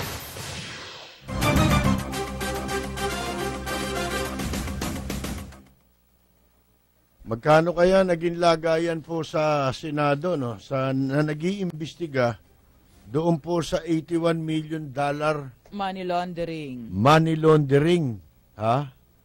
Ayan ang sinasabi natin, bantay-bantay, tingnan ninyo. Napalusutan na. Sigurado po yan, nagkaabutan na yan. Kaya mabait na sila kay Kimong. At ito po, aantayin, na lang daw. After elections na lang daw. Pagkatapos na lang daw ng eleksyon, ipagpapatuloy yung investigasyon. May 12 daw. Tapos na eleksyon nun eh. Paano kung nanalo yung kandidato ni Kimong? Paupuspon na yun. Sa isang taon na. Tsaka wala na silang kaso. Si Kimong ang dyan eh. Mga kaibigan, kasi nga po, sinabi na namin, mag-i-eleksyon. At ipinagpauna na natin, dati pa na, bantayan ninyo yung mga yan dahil mag-i-eleksyon. Baka mamaya, maabutan yan. Manahimik. Bumait. Una nga, bumait na eh. Kikimong eh. Ayan po. Kung sino yung mga kandidato rito nakasama doon, mag-isip kayo kung iboboto nyo pa yan. Nawala na si Tito Soto. Wala na rin si Gingona. Wala na eh. Si Osmeña. Mga kaibigan, ha? Baka naman iboto nyo pa yan. Ano ibig sabihin ng pag-postpone nung investigation na yan? Abay, simple lang ho eh. Mali ang tanong. Dapat ang tanong pala natin ay magkano? Nagliliyap na mga komentaryo, maanghang na mga batikos. Ito ang Lapid Fire ni Percy Lapid. Lapid Fire.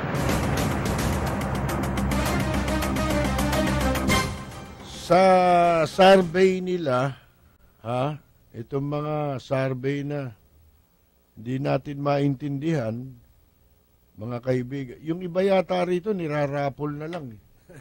Pagkatapos ng 12 o 14, gano'n. Balasan na lang. Magrarapol na lang sila.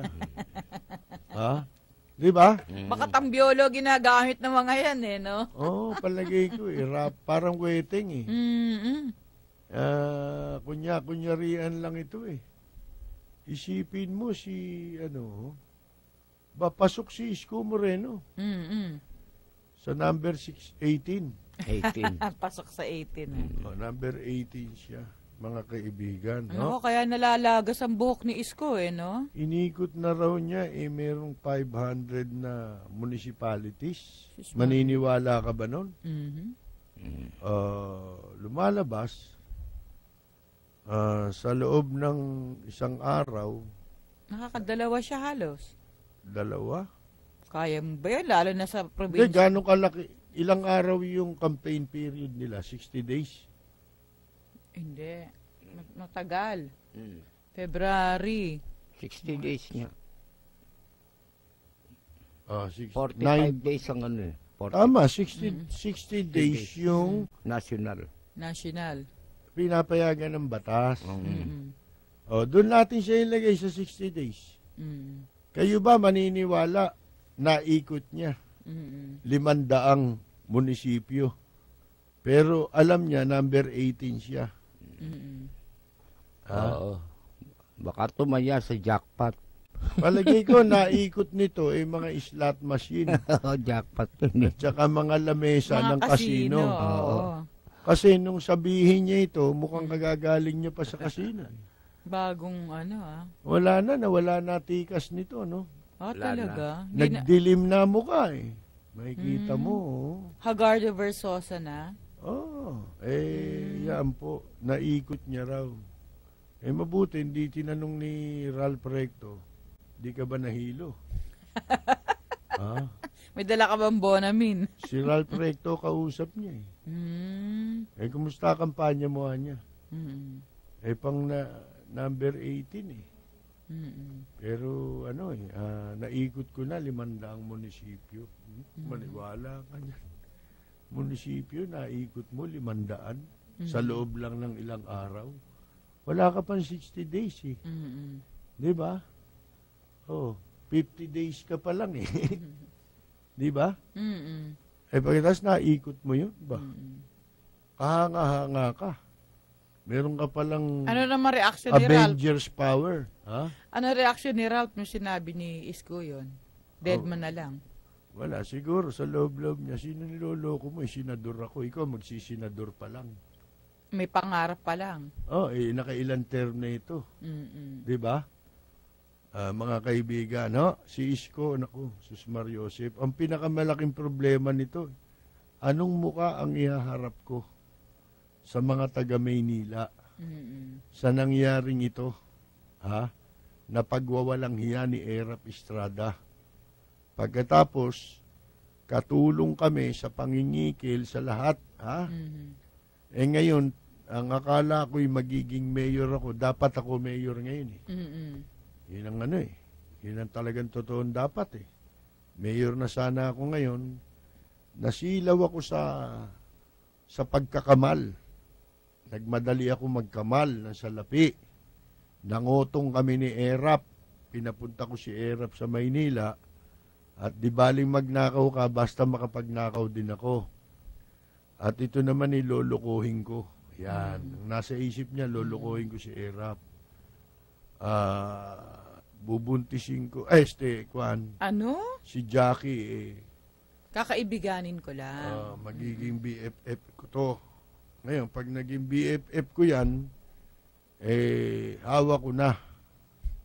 Ha? Ang alin? Ang mga ika nga, sa liig. Kasi palubog na yung liig ni Erap. Kaya pala nawala yung liig, hinawakan niya. Yan, hawak natin sa liig yan, dahil dito kay Jackie. Hindi ganun na nangyari. Kasi si Erap hindi papayag na maloko siya ng manloloko. Meron diba? pa bang mas manloloko sa akin? At ikaw amateur ka pa lang kumpara sa akin Ako'y may doctorate dyan Sa panloloko. Yan. Katunayan Sandigan Bayan ang nag-confer ng award sa akin sa kasong plunder. Diba? I was conferred Certified Convicted Plunderer, ganon. Ano yung tawag doon sa doctorate? PhD. Yan, mga honoris causa. Ay, si Isko honoris causa yan, di ba? Ngayon, mga kaibigan, hindi umubra ang plano niya. Nagkadis-kadis-karil, pinatakbo siya ni Erap na senador dahil hindi naman tutuparin, di ba? Ngayon, hindi ka magiging mayor. Hindi ka rin senador. Sa nakikita po namin sa bolang kristal, hindi po magiging senador si Isko. Kasi po, yung kanyang facial expression pa lang na nakita ko kahapon, malungkot po ang mukha. Laglag balikat. Mukhang napakalalim ng kanyang iniisip. Kaya, hindi man natin tanungin, para bang nababakas po namin na si Isko hindi po umikot sa 50 municipality. Hindi, sa 500 ka mo, sabi niya. 500. Ang inikot niya po mga simbahan. Para magdasal na matalo sana si Erap. Naglakad pa yun magmula sa pinto ng simbahan hanggang altar naglakad ng paluhod. Sapagkat yun lang ang dahilan para ika nga po makabalik pa siya sa Maynila dahil kitang-kita na. Sabi nga nung isang gagong extortionist na hausyaw na si Bambi Purisima. Ang sabi nga ni Bambi Purisima, amoy na amoy na. Yan. Amoy na ang pagkatalo. Nung amo niya?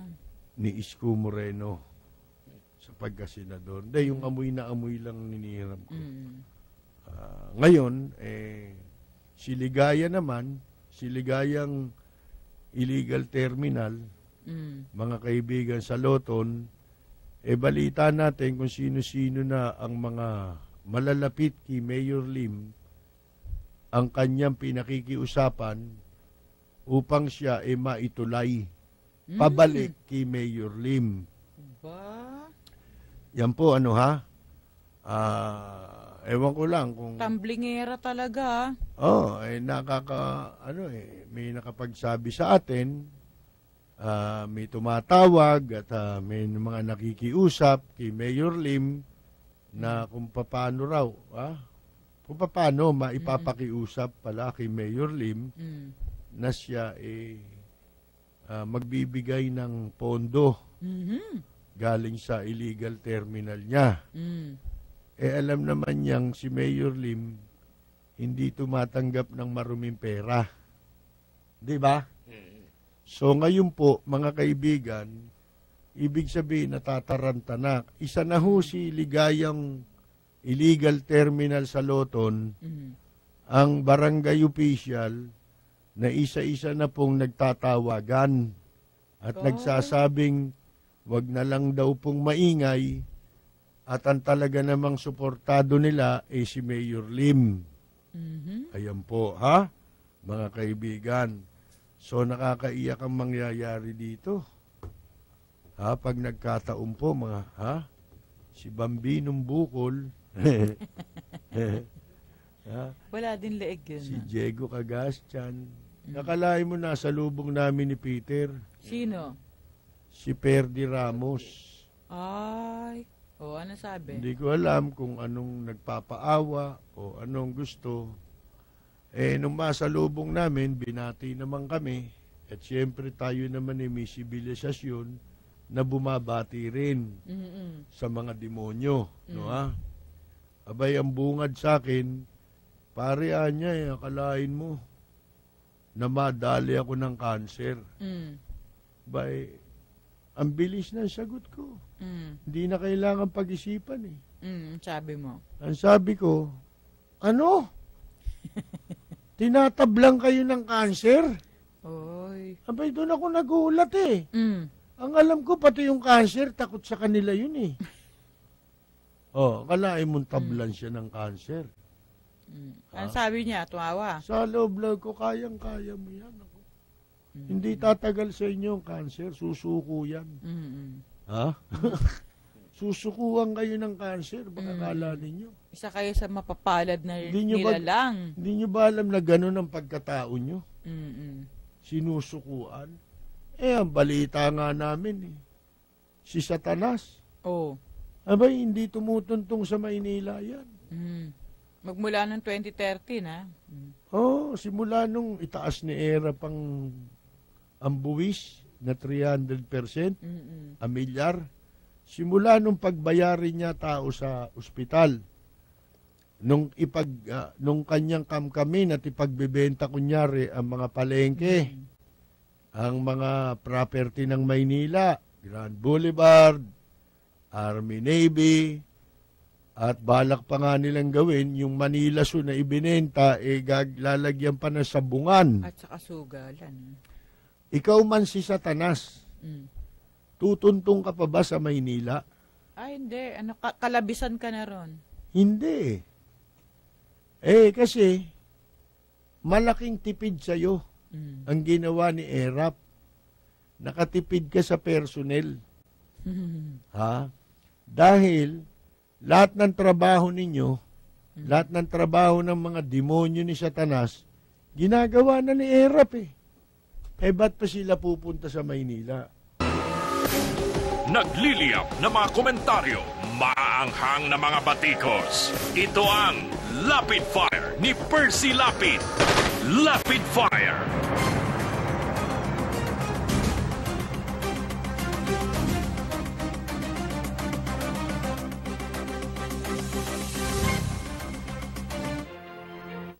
May bagong Pilipino.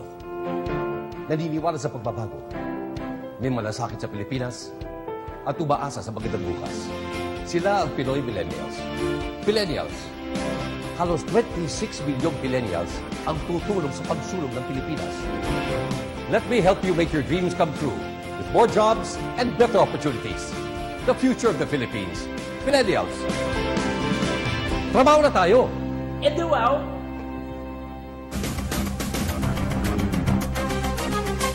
Okay, mga kaibigan, medyo magbasa-basa muna tayo ng mga text sa atin. May alas pa rin sila Pinoy at Mar. Kahit panalo si Digong sa botohan, mananalo si Mar sa bilangan.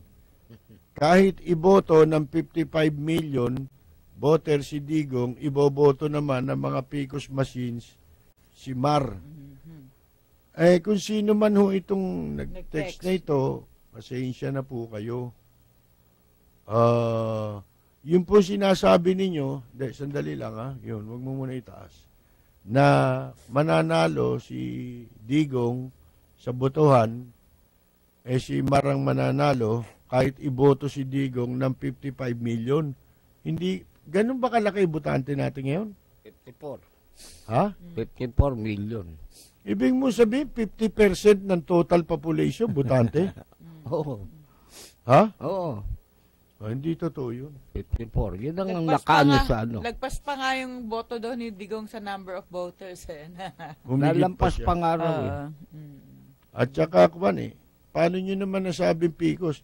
Hindi wag na kayong bumoto. Hindi pala kayo dadayain pala kayo Alam nyo, pag ang isang sistema hindi mo pinaniniwalaan, wag kang lalahok dyan.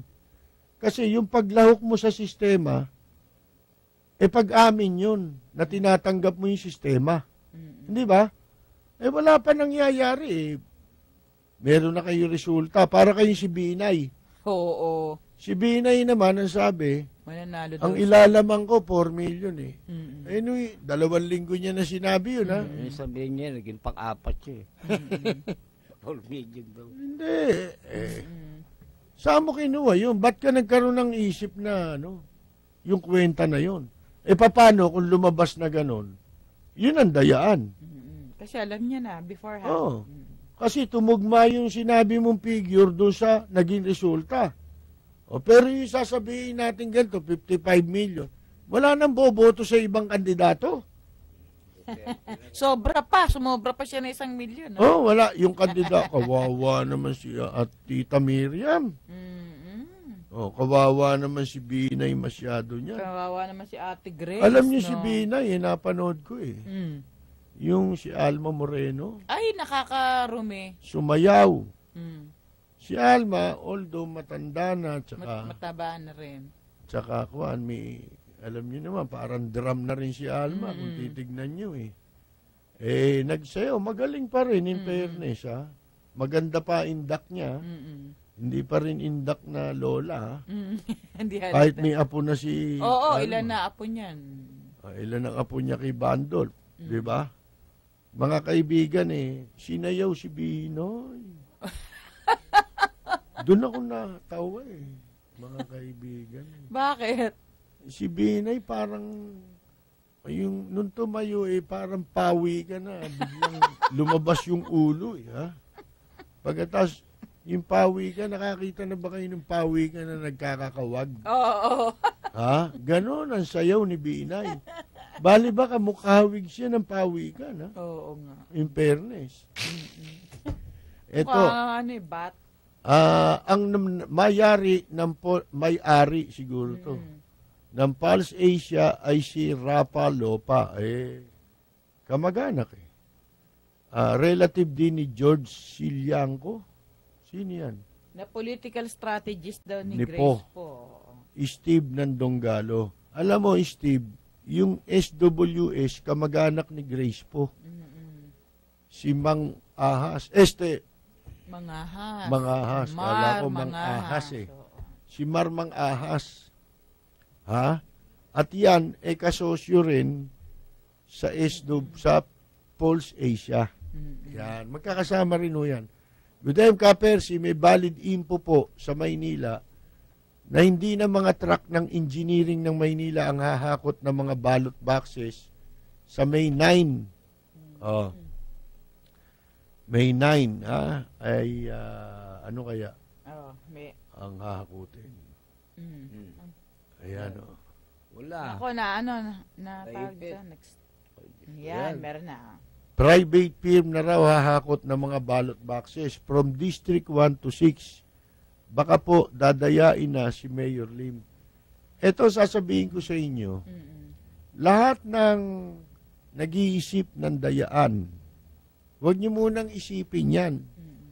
Ang isipin ninyo, yung magagawa ninyo, kasi ang pinakapanlaban natin sa Pandaraya, isa lang Sino ba gusto nyong manalo? Di tambakan nyo ng boto yun. Pagka masyadong malaki po ang boto ng isang kandidato, mahirap siyang dayain. Nangyayari ang boto kadalasan ng Pandaraya, yung masyadong malapit ang boto. Masyadong dikit na dikit ang boto. Yan. O konti lang, di ba? Yung madaling takban. Ayun ang isipin natin. Ikampanya nating mabuti yung kandidato natin na gusto. Kung sa bagay, walang masama na baka yan, gawin nila yung hahakot ng mga ballot boxes, hindi pwede yan. Diba? Good AM po. Sabi naman, ito, birthday pa. Ano ba ito? Birthday? Birthday. Dalawa magkasabay na birthday. Birthday ni Brother Naldi de Jesus at ni Joe de Jesus. Ha? Pero RIP na yun Yung si Joe de Jesus. Oo. Mga taga, Parulan, Plaridel, Bulacan. Narito po ang ating pagbati. Para sa nagdiriwang ng kanilang kaarawan, Happy birthday, ang bati ko, ang bati namin sa iyo. Nawa ay lumigaya ka.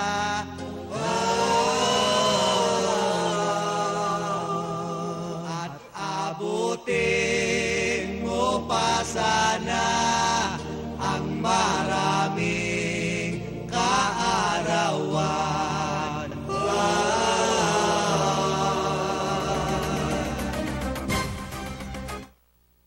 Pinabati din po natin itong si laging nagte-text sa atin ito si Leo Calado, dyan sa Barangay Lumbras, B2 General Mariano Alvarez, Cavite. GMA. Lagi daw pong nakikinig sila dyan, malakas daw doon sa kanila ang ating, ewan ko kung yung malakas doon sa kanila, programa natin o yung signal natin. Alin po sa dalawa yun, di ba? Dito man sa Maynila, malakas din, makainis. Si Erap.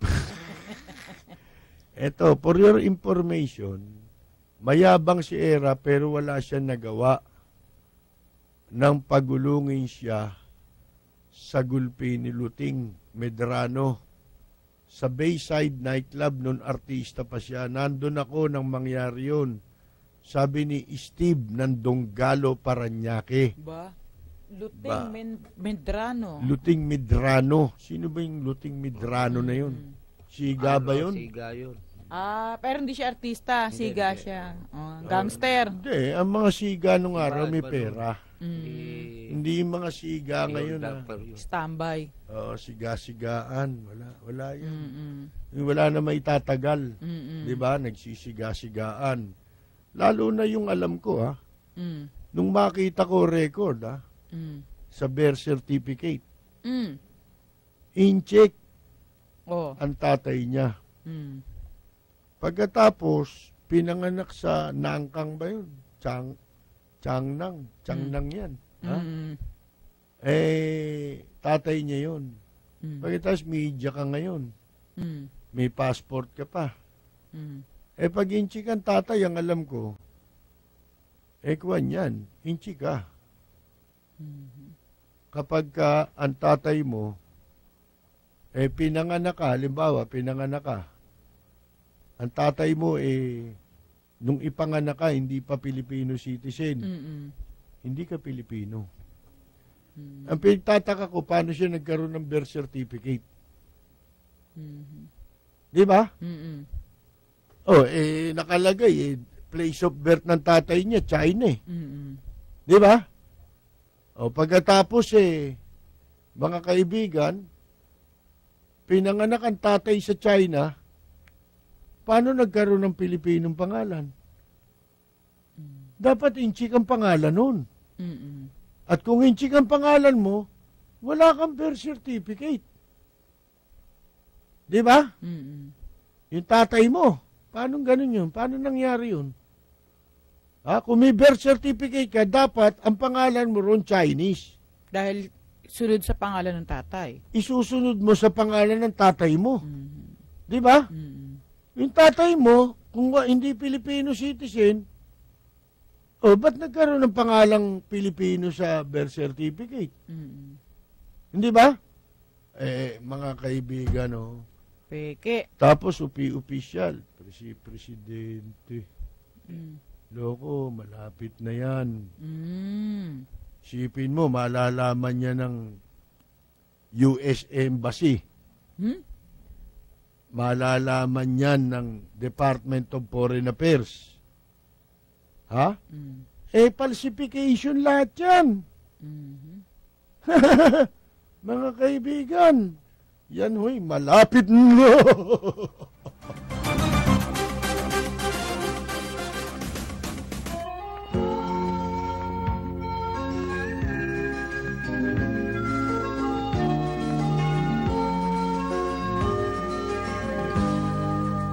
Bayan ko ay isa ang lahi, dito'y wala ang pagkukunwari.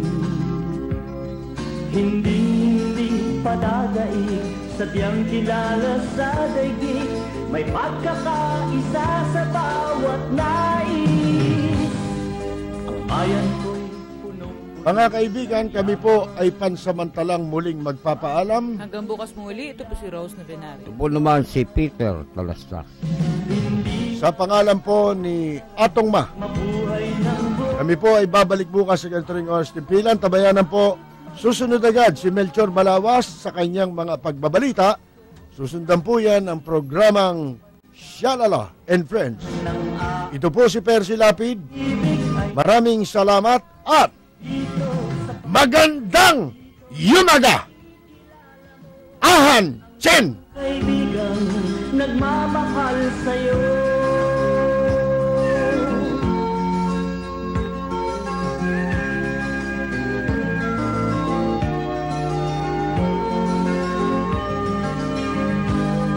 Ang bayan ko'y punong-puno ng yaman. Bakit ito'y kailangan pang iwanan? Hindi nga ba't anong sarap mabuhay ng buong ganap? Sa bayan mo, sumapit mang yaong wakas. Dito sa bayan ko, lahat kami pantay-pantay. Walang nang-aabig, ang pag-ibig ay tunay.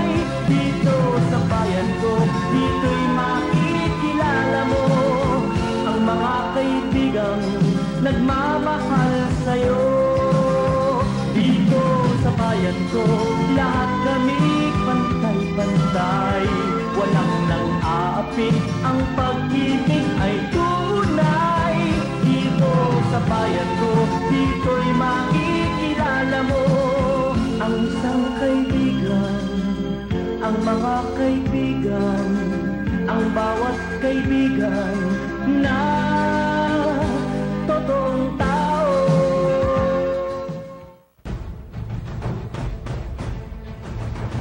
Mga pangunahing balita at impormasyon na dapat ninyong malaman, mga kabulukan, pasisingawin at isisiwalat sa Lapid Fire. Makabuluhan at makatotohanang komentaryo para sa kapakanan ng bayan. Ihahatid sa inyo ni Percy Lapid, Lunes hanggang Biyernes, alas 9 hanggang alas 10 ng umaga. Samahan si Percy Lapid sa Lapid Fire dito sa DZRJ 810, hatid sa inyo ng 8 Tri-Media Broadcasting Network. 8 Tri-Media Pro Incorporated. This is 8 Tri TV.